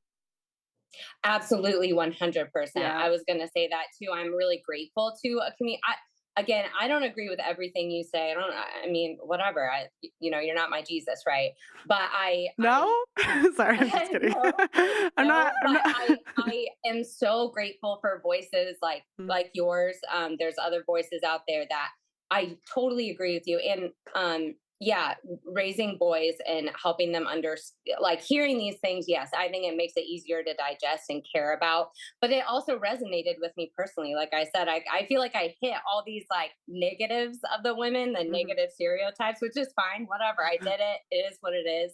But I also, it just made me realize quickly, like, oh, those were the mistakes I was making. These are the things I wasn't understanding. I was seeing it backwards. Like, it's a backwards idea to think that as a woman, sleeping around is going to get you the best guy. And that's just not true. But it's kind of put at you that way, or it's like, hey, this is what everyone's doing. Like, we're all like, but it's really not true. And men don't see it that way. And also understanding how men see sex. I think I didn't understand that either. Yeah. And going back to that church conversation, I wish that was said. Because you were always because you're raised around Christian men, you're like taught that men value sex the same way you do, because we're all supposed to be seeing it the same way. Not a reality for most men, right? We're not all growing up in the church. We're not all growing up with these same values. And for me, a more honest conversation would be that girl was lucky she found a husband, rather than he had to earn her and he deserved her. Because that, implies that, again, their sexual activity, like it would have been equally damaging, and it's not. It's just not true. We're not the same. For me, would be more honest, but because I'm sure you've been in any church, for every one girl, she got away with it because she was cute enough. Right. like, come on. If she had like 50 more pounds, no guy would put up with that. Right. But to me, that's a little bit more honest, rather than you can just do a rebrand and you'll still get the same quality of guy. It's just not true. I completely agree. And attractiveness is another issue in the church. Like, I don't know. That's another thing. Like, I don't know what to do about that. What are we going to say? Like, a lot of like women that are into the purity thing and the modesty thing, how attractive is that to men out there too? And not what, I don't mean the purity thing. What I mean is like, if you're like trying to be 100%, not like, men are looking at all kinds of women all the time, Christian or not Christian, and they're kind of putting them all together. And I like, so there's a lot. I mean, I think there's a lot of struggle for women in the church to find men in the church too that are good, like really good women, but they get passed over because they're really mediocre looking. Well, I've seen that. I've seen like a phenomenon. It's obviously the exception, but like of slightly older virgin women that on paper are okay. Maybe they have some, I don't know, but on paper would be okay. But they just struggle to find men they're attracted to, because the men in church aren't attractive, like, to them, because women are not attracted to men that put women on pedestals. And I see a lot of that in the church.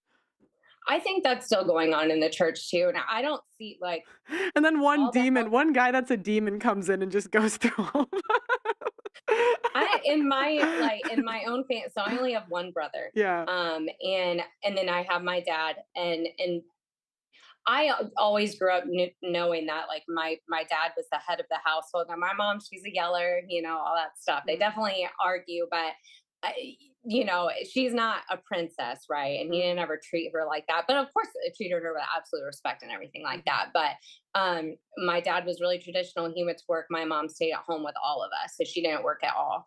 And now my brother, who's married, and he's got 5 kids, and he has 4 girls too, and 1 boy. And same thing, he works, and he like immediately, like my sister-in-law stays at home with all the kids. And out of all of us kids,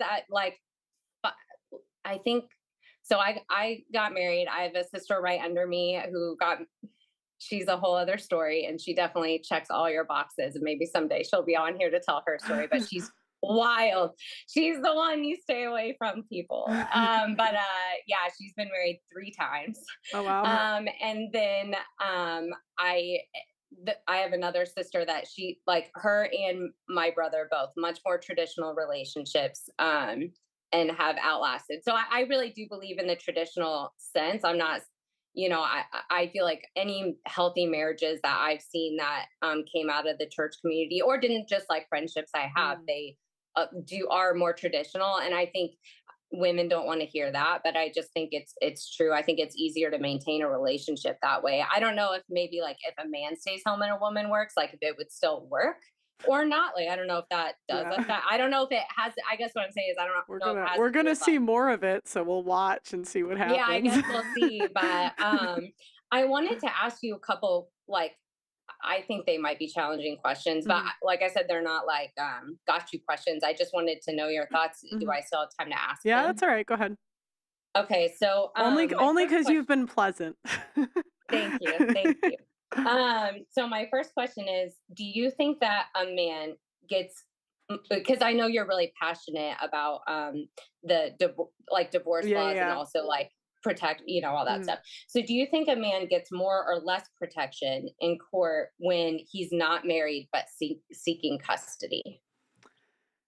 Do I think a man gets more? And I don't know the answer to this, by the way. So it's like, wait, no, say it again. Sorry, say it one more time. So do you think a man gets more, or so let me explain why I'm at. So I'm asking this question because and I know you're saying that you don't tell men what to do, so I'm not trying to put words in your mouth, but I know you're kind of advocating for like, let's not get like getting married is a bad idea, right? But if procreation happens, right? Like if a woman has your baby, so you're a man and now a woman's got your baby, does a man get more or less protection in court when he's not married but seeking custody? Protection in court when he is not married but seeking custody.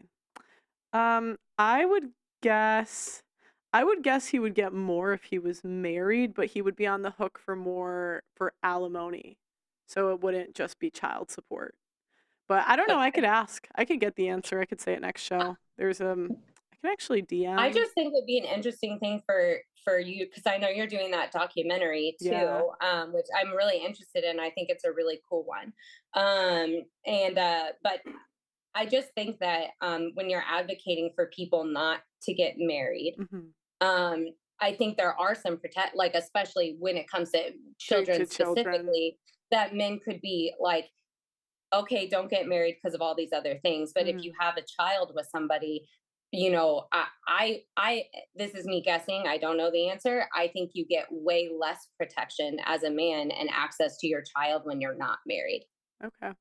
I'm gonna guess. I'm guessing it depends on the state. I guess I've just seen so many men that were married and were in the same position. It doesn't seem to make that much of a difference to me. But I just DM'd a guy that used to calculate like but I don't know if you saw him, Shaw. I just asked if he knew the answer. So I'll ask around. I'll get you the answer eventually.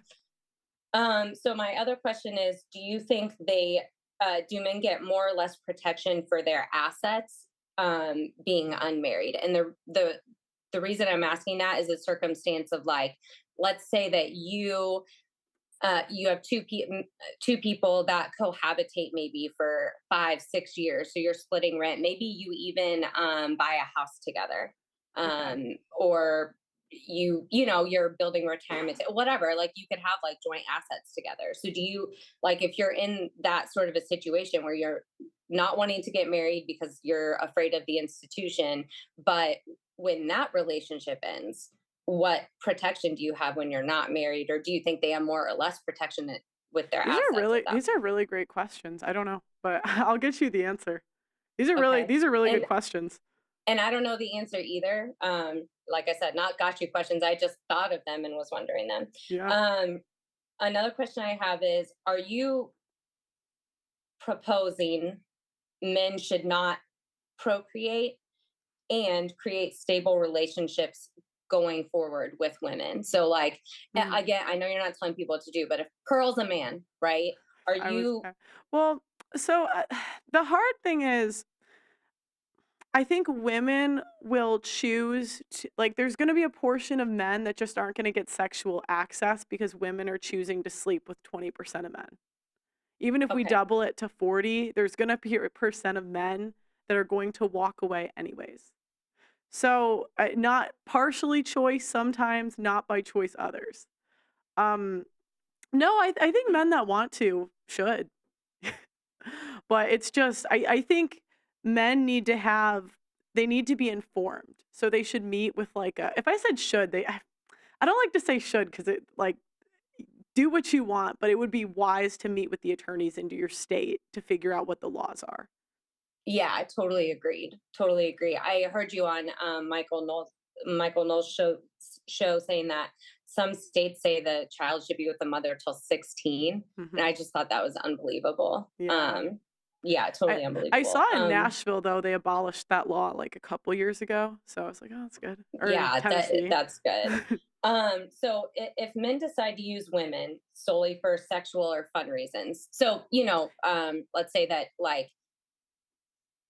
we're all trying to force the social movement, right? Just like there's women feminists that are trying to push the whole like OF thing, or like women do what you want, sleep around. Okay, so we're forcing that social norm. But let's say men are like, okay, great, we're done with the whole, we're gonna marry you up and stabilize families and all this. So we're done doing that. And if men decide to use women solely for sexual fun reasons, no commitment, does that lead to less promiscuous women or more promiscuous women? Well, I would say that men can't do anything that women don't allow. Fair.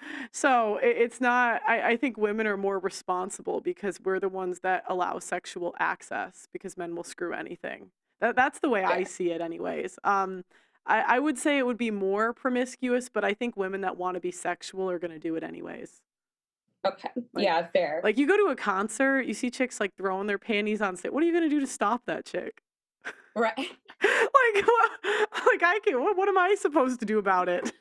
No, I agree. Everyone's responsible for themselves. And I mean, I think that's just a problem in our culture in general, that I think that our culture is not about accepting responsibility on both sides, men and women. I think a lot of people would rather blame anything but themselves, upbringing, all of that stuff. Personal responsibility is a hard thing to have. It's hard to look at yourself and say like, that was a mistake. And yeah, so anyway, my last question, and then somebody else can like join, but thank you, Pearl, so much for letting me on here. I really like you. I think you're, I really look up to you as a YouTube person. It's cool to see someone like start small and get big. So really cool. But last question, what responsibility, if any, do men have to advocate for the law changes? Oh, men, I think men should advocate, but they have been. That's the problem. They've had men's activist groups since the 1900s, like for the same thing. So I think men are doing it. They're just not very successful because we rely too much on the female vote. That's the problem. Okay, I mean, I would say I've literally never heard of a men's group advocating for changes to divorce laws. But that, I mean, I also haven't been a huge passionate researching it. But I guess that's a good question. You've brought some good questions today, because I guess that's why I get frustrated when I go on shows and I'm talking about men's issues, and I feel like I'm getting waved. Like it's like, oh, whatever, but women, I guess men are, responsible to some degree, but I don't think men are aware. I think that's the biggest problem. I don't think most men know what they're signing up for. Like, I don't think most men know in California, if they don't establish paternity before the age of 2, even if the kid's not theirs, that they have that for life. I think most men don't know. Yeah, Yeah, that's crazy. I totally agree with you on a lot of the things you say, like the mandatory DNA testing. I thought that was really wild that Michael Knowles was like, "That's offensive to women." Why would it be? I don't really see that as offensive. To me, like, why not? You just might as well. There's Yeah. nothing wrong. If you're like already in the hospital, they're doing all the tests anyway. Why wouldn't it just be tacked right on? I don't see the issue with I it. give my ID to get liquor. I'm not offended, you know, Right, because they exactly. verify. I don't see a reason why that would be an issue. It's like better for, I mean, it's better for all parties, like women too. Like if that relationship goes south and then the guy all of a sudden starts deciding that that's not his kid, having that protection right at the beginning gets you like, Yeah. it's good for all parties. So I don't know why that's not done here. But anyway, thank you so much for having me on. Thank you for coming. Have a good one. Okay, so I asked Shaw, if you guys know Shaw, about her questions. He said, I think it depends more on who is doing the provider role. What is the history? The kids spend more time with who? Yeah, that's what I was thinking of, but I didn't want to say it if it was wrong. Custody hearing will be similar in both cases, just depends on the setup where they cohabitating. But if not married, there is no alimony, so it's easier to fight for custody. Oh, I didn't think about that. More protection for assets being unmarried, definitely. Oh, wow. Okay, there's your answer. If you're curious. In California, anyway. It's tough. You know, they spend a year teaching the child custody laws to people that work at the child custody office. It is really hard for an average person to understand it. Okay, All right, next caller, CV, is coming up. Okay. Hello, how are you? Wait, hold on one second. I like to have this certain tab up just so I can take notes. Okay. Is it our Okay, side? I think or I'm his? unmuted. Can you hear me okay? Oh, yeah, I can hear you. Okay, hey, what's going on? Hi, what's your name? My name is Chris. Chris, where are you at? The Detroit area. Oh, Detroit. Okay. It's not too far I'm from Chicago, so it's not too far. Oh, righteous. Yeah. Yeah. Yeah, I've only been there once. I was a drummer growing up, so I had some auditions down there. Okay. So, do you think Christian women are wife material? Ooh, wow. That's really tense. One of the things I appreciate about you is you always lean into the marketplace and you ask the tough questions. And you're honestly one of my heroes in the marketplace. You're definitely a fearless inquisitor. So thanks for all you do. Wow. Okay. So from my lens and with my background, um, it's interesting to take a look at this question from the angle of somebody who has a lot to lose. I've actually been railroaded by the Veterans Administration for the past 12 years. So I had a 6-figure business, ended up falling down because I made some agreements, it fell through, and now I have to basically start my business over. As a matter of fact, in this room right now, sorry about the background, I'm actually setting up for a digital studio in my home. So apologize for the mess here. But as I go to build my business, one of the bigger concerns that I've had growing up as a Christian was noticing a trend. And this is going to be stereotyped. I understand there are exceptions to everything. Yeah. We know there's exceptions. We're talking about the rule. Right. So, generally, my experience, whether it's a narrow lens or broad, is that there seems to be. I don't want to broad stereotype it as entitlement, but my experience, my exposure has been that there's always an interest in finding out what can the guy bring to the table? Like, what can you get? What's in it for her? So, Christian women sitting around talking about somebody who just got engaged, talking about, ooh, he's a doctor. Oh, he's an attorney. Oh, you're young, but he's going to law school kind of situation. And it's really a struggle for me because I admire some of the conversations that have been had online, and I imagine they're not staged in some of the podcasts I've witnessed. I don't spend a lot of time on YouTube, but what I have seen, a group of women coming onto a podcast and being asked, "What do you bring to the table?" And it's crickets. So, where is this lens coming from? Well, I've been engaged once. I went on deployment. She cheated while I was on a combat area, so that didn't work out. I was getting ready to ask someone else to marry me, but she had professional aspirations and she wanted to go somewhere else. So I wished her the best. I wanted her to be successful, so that didn't work out so much. I'm currently not dating on a voluntary basis. I also probably don't fit the typical stereotype of a man. I don't smoke, I don't drink, I don't do drugs. I'm not voluntarily going out and screwing anything that's available, including the tree or fire hydrant down the street. It's just not who I am. I'm probably the exception. And I'm not saying that to pat myself on the back. It's just characterizing the lens that I'm seeing this from. I've wanted to be a father at an early age. I wanted to be a worthy husband and father and grow up and take care of myself to such a degree that I would be able to provide for somebody. Due to the nature of the world and how it is right now, I'm putting my personal relationship ambitions on hold to build up my financial prowess. But to steer this back into the topic, I find it a struggle because if I have a lot to lose, I'm hesitant to go into the market in this day and age with the dynamic the way it is right now because of the lens that I'm looking at this through. Whereas if somebody's going to look at me as a possible husband, I'm concerned that they're looking at my pocketbook, they're looking at my ATM, they're looking at what's in it for them, whether it's intimacy related, financial related, household related, if it's clout related. I've known to end up in circles that are highly influential. Very rapidly, I would find myself speaking with people that are centers of influence. And I'm grateful for that privilege to be able to network with some great people that have those networks. But whatever somebody is chasing in a spouse that they're looking for, one of my concerns is they're not looking for love. They're not looking for somebody that's a suitable person for them. And that's my, individualized lens. I acknowledge it. That being said, I'm very concerned about, going to another location in the United States. I prefer to live in the United States. And wherever I go to try and date, I'm concerned that it's going to be less about whether we're a fit and more about what they're going to get from me. And I'm very, very hesitant to go into the market and actually seriously date at the moment. I still want to. I still want to try. And I'm 100% interested in becoming a husband someday. But I want to be very careful, and I'm not sure how to navigate the waters right now.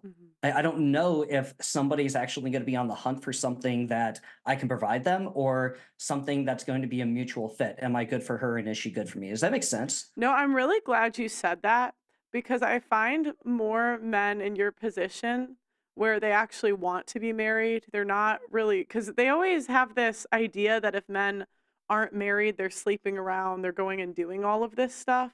But I find men in your situation to be more common than the men that are just trying to run through a bunch of women.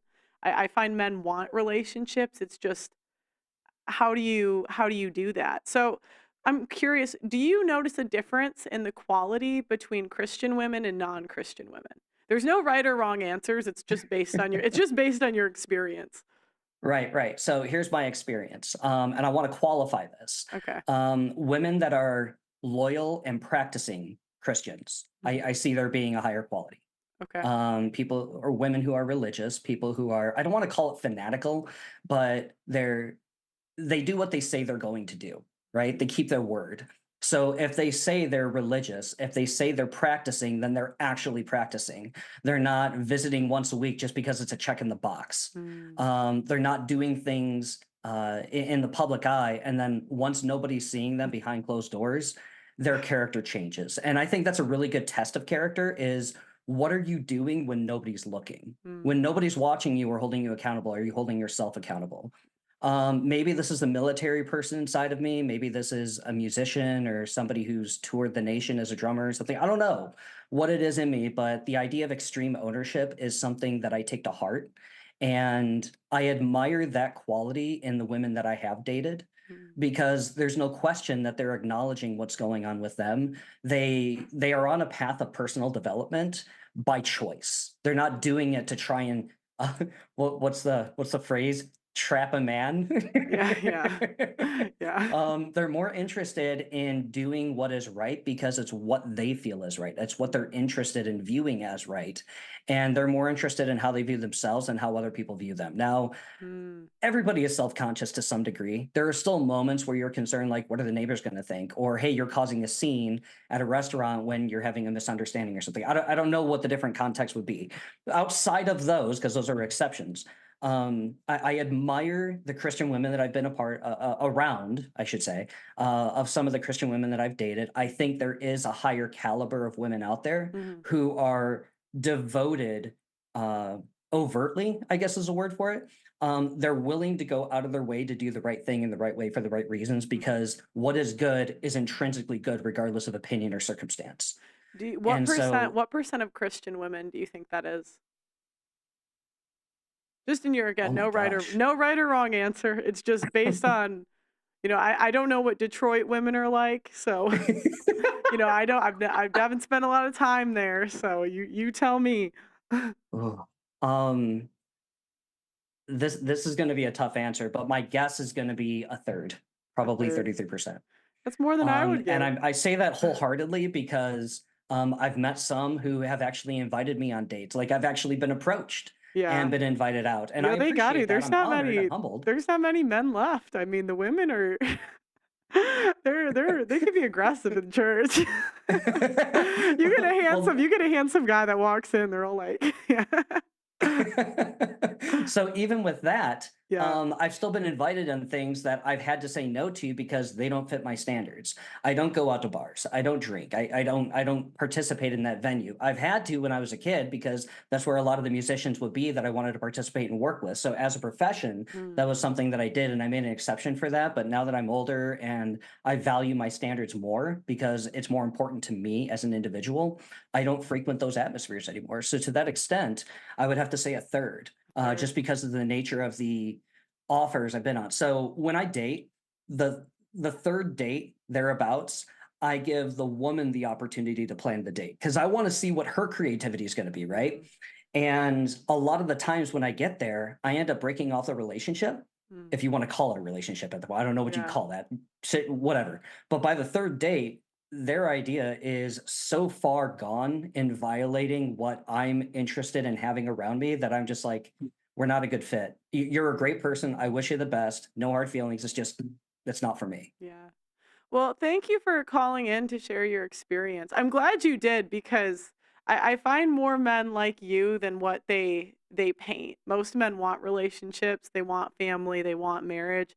It's just, there's not enough marriageable women, and two, they're worried about being a target. So thank you very much. I'm fearless. I don't care about being a target. I'm just going to do the right thing in the right way for the right reasons. All right. It's an honor to speak with you.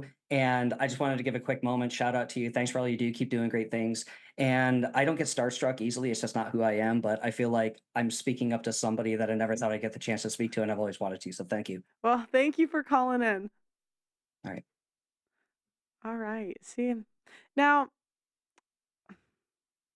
this is what I'm saying.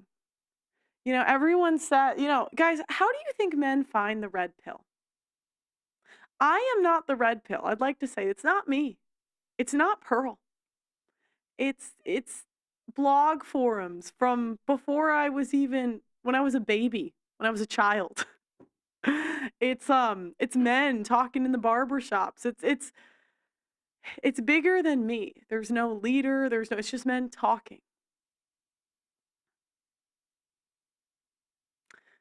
They find it generally through a woman. A woman breaks their heart. A woman divorces them.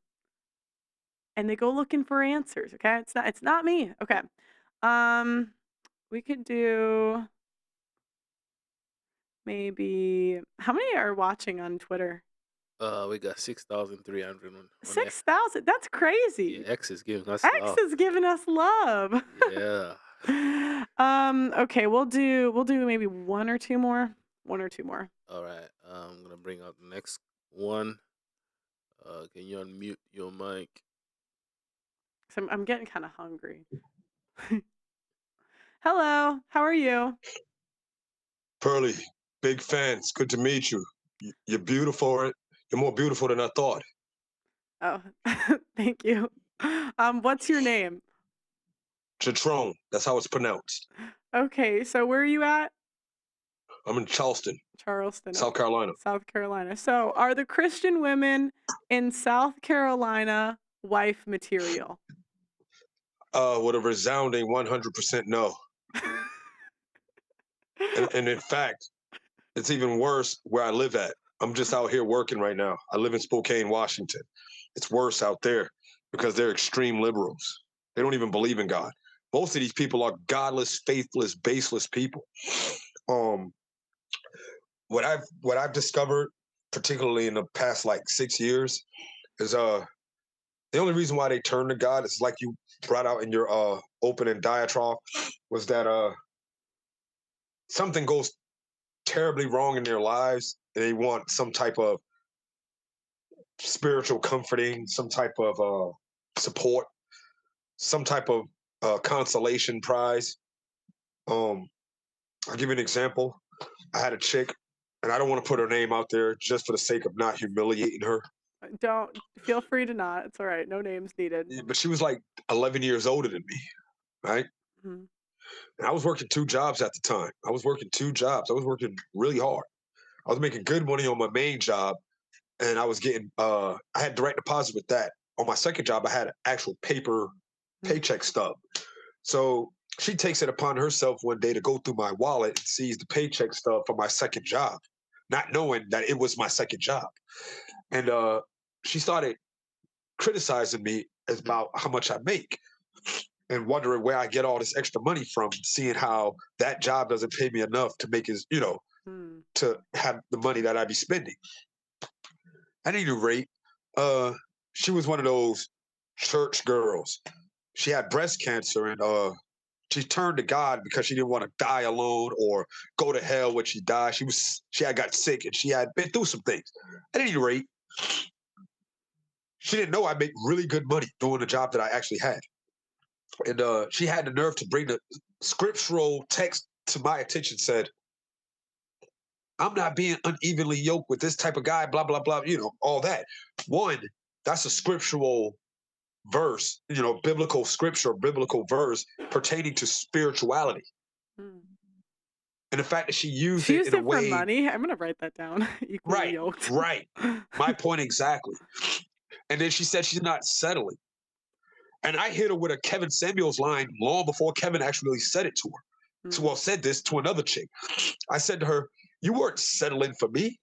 You were being rescued. At the time, I was like 29, 30. I was about 30. She was about 40. And I said, yo, I'm in tip-top shape. I'm 6'2", 210 pounds, 1% body. I'm in tip-top absolute shape. No kids, make good money, blah, blah, blah. I ran down my resume. And I'm like, wait a minute. You're a breast cancer survivor. You're a gastric bypass weight loss recipient. You're covered in litter with cheek backyard tattoos, and you're 40. You're past the age of geriatric pregnancy. You weren't settling for me under any circumstance. You were being rescued. But the whole pretense was she used this, I'm a Christian, as a way of talking trash and trying to talk down at somebody. And what I've discovered is I've been reading the Bible and getting scriptural and biblical and things like that recently, And what I've discovered is there's certain texts and scriptures that outright expose these Christian people. And I'll give you one of them right now. Out of the mouth, it says, don't worry about washing your hands before you eat. What you eat passes through your body and goes into the sewer. But what comes out of your mouth comes from the abundance of your heart. The type of heart you have, the type of things that you think, the type of things that you have in your heart. And when you look at these church people, when you look at these, what's the word I'm looking for here? These so-called religious zealots, as I like to call them, they're always talking bad about someone. They're always talking down about someone.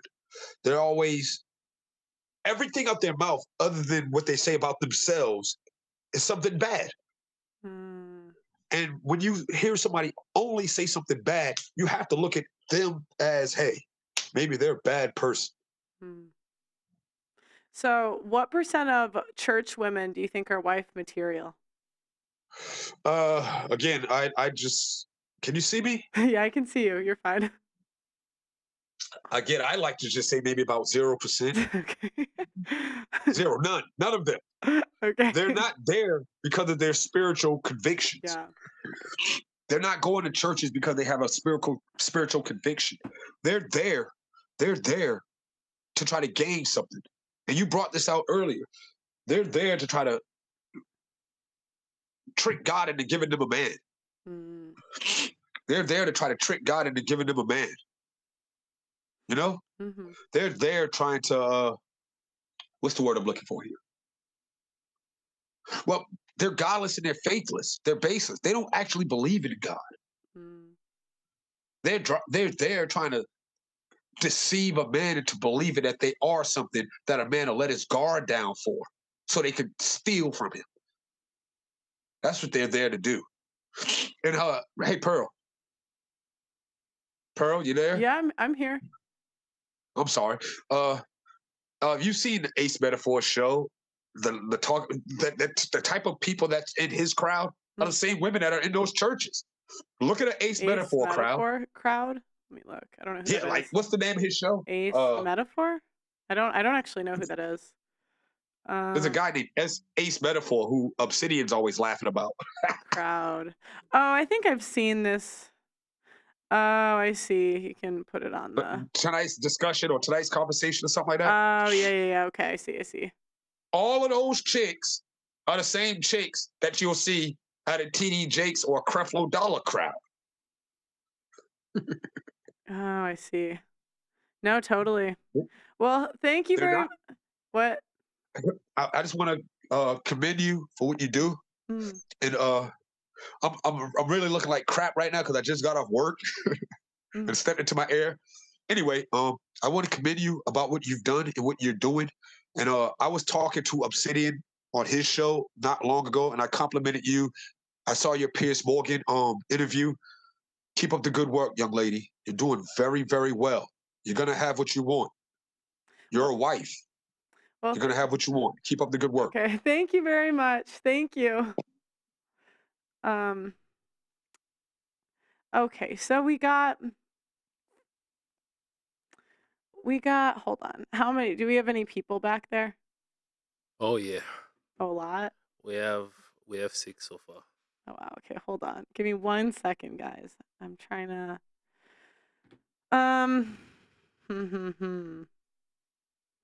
All right. Put up. So okay, now we have 2 men. Not me saying this, ladies. This isn't Pearl saying this. They both. One was a guy, doesn't drink, doesn't smoke, seems to be involved in church. I don't know about the other guy, but both of them have not had positive experiences with Christian women. Stop blaming me, Christian ladies. Like I did this. If you guys are so good, why isn't your reputation better? Why isn't it better? But who knows? Maybe I'm wrong. Maybe I'm just crazy. Oh, Pearl. I don't know. Maybe I'll get another guy that says it's 90%. Who knows? Okay, let maybe 1 or 2 more callers. Guys, also hit the like button. What can they push it out on YouTube? We have 800 likes, I think, on YouTube. Can we get to 1,000? And on X as well, let's get the likes up. Do they like it on X? I don't understand X. Yeah, we got like 56 likes and there's 6,000. They have 56 likes? 56 and likes. 6,000? 6,600 people in here. I am protesting. Yes, X. Protesting. PROTESTING. Let's get some retweets as well. Yeah, give me some retweets. Retweet, like, whatever, Did I do this to the women's reputation? Okay. Because again, when I do these shows, there's no right or wrong answer. You could tell me 1,000,000,000%. If you guys want. I I don't know where you guys are from. I'm saying this is my experience. Tell me yours. Okay, it's called AI bots. I don't know. I don't know. Okay, let's take the next caller. You up?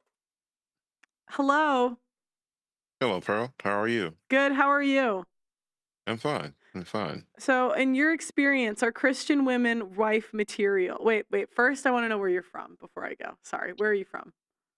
I'm from Alabama, but I was actually born in Gary, Indiana. So I'm Okay. actually next to you in Chicago. Oh, nice. And what do you do? I'm actually a president of a defense company. Oh, cool. Okay. So tell me, are Christian women, sorry, I have more questions that I think of that I should ask first. What religion are you? Christian. Christian. Okay. So are Christian women wife material? True Christian women? Yes. Oh, These Christian feminists? No. They're not marriage material. And too many of them, basically, when they have all the failures that they have all the hot girl summers, they have all the crazy stuff that they do, they have the multiple the failed marriages, or they will sit there and have the multiple engagements that never happened. Then all of a sudden they run back to church. wait, the engagements, did they lie about engagements? Look, the engagements of, well, I was with him for so far. He asked me, but I turned him down. That type of dumb stuff. Oh, wow. And as a man that mentors other men in business, I tend to listen to like these young men, and they're asking me for like my advice because I've actually been married for 28 years. I got 4 kids, um, 2 boys and 2 girls, and they're like, "Well, what did you do to make it work?" And then I basically explained to them how like we were able to make it work, but I do feel for my sons, like out there because it's crazy. If your son is like looking at the women in church, how old's your son? My youngest son is 23. 23. So is he Mhm. married, single?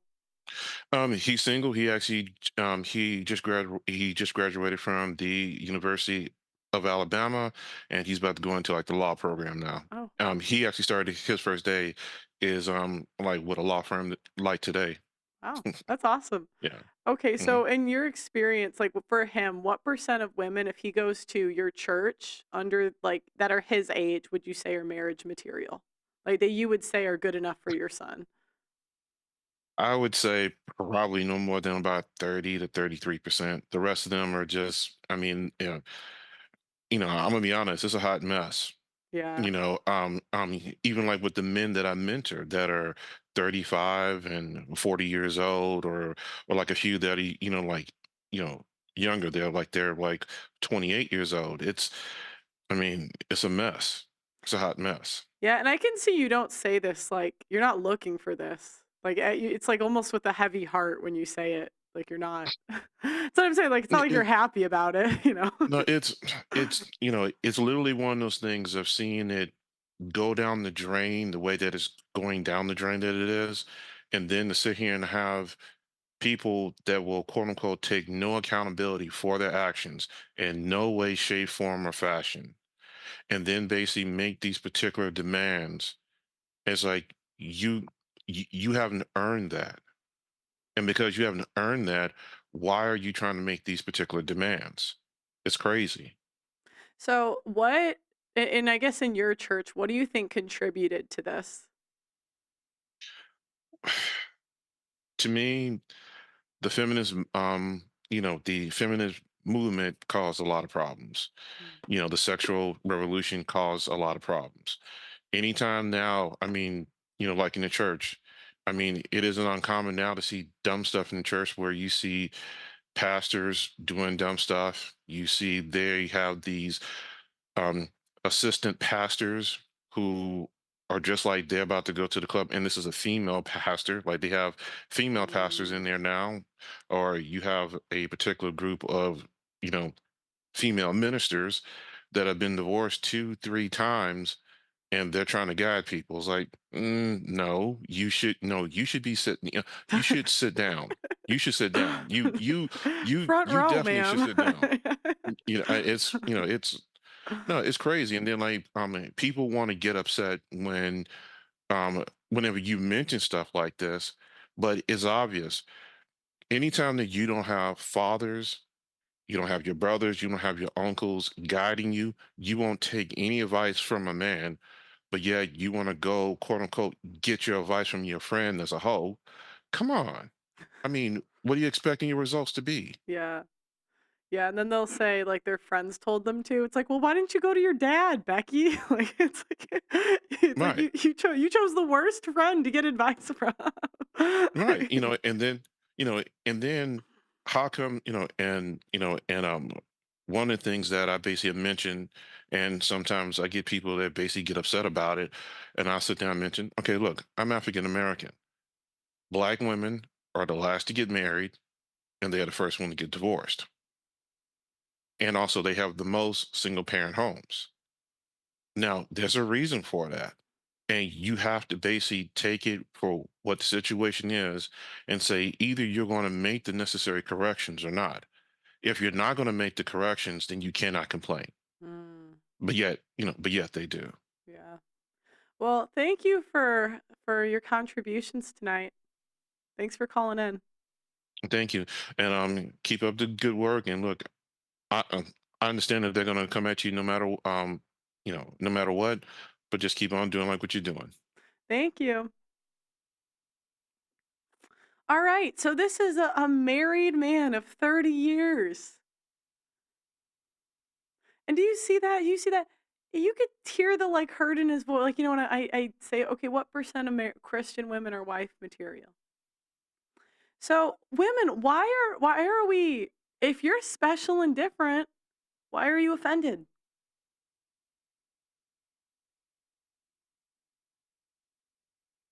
Seriously. It doesn't make sense to me. If it doesn't apply to you, why are you offended? If it doesn't apply, let it fly. Why are you offended? Why, and it's so interesting. It's so interesting because many of these women will get so mad at me for their poor decisions.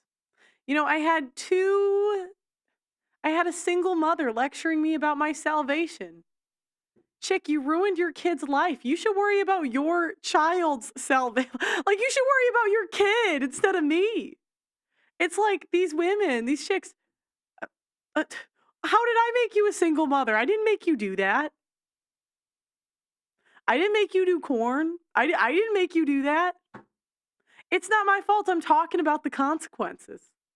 But yet, again, what do they say? They say Pearl's the what? Blessing. Pearl's the what?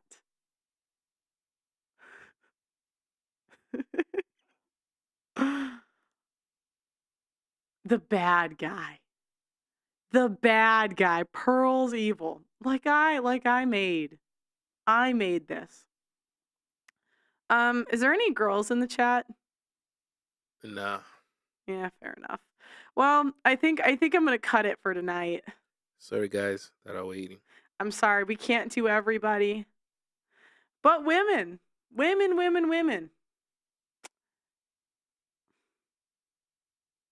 Don't make me the bad guy because you don't like what the men have to say. I'm just the messenger. I'm just a normal chick. I'm just a normal chick looking at what's going on. That's it. But let me know what you guys think in the comments. Make sure you like. How many likes are we at? Let me double check this. But women, we're at 1,000. So we're at 900 likes.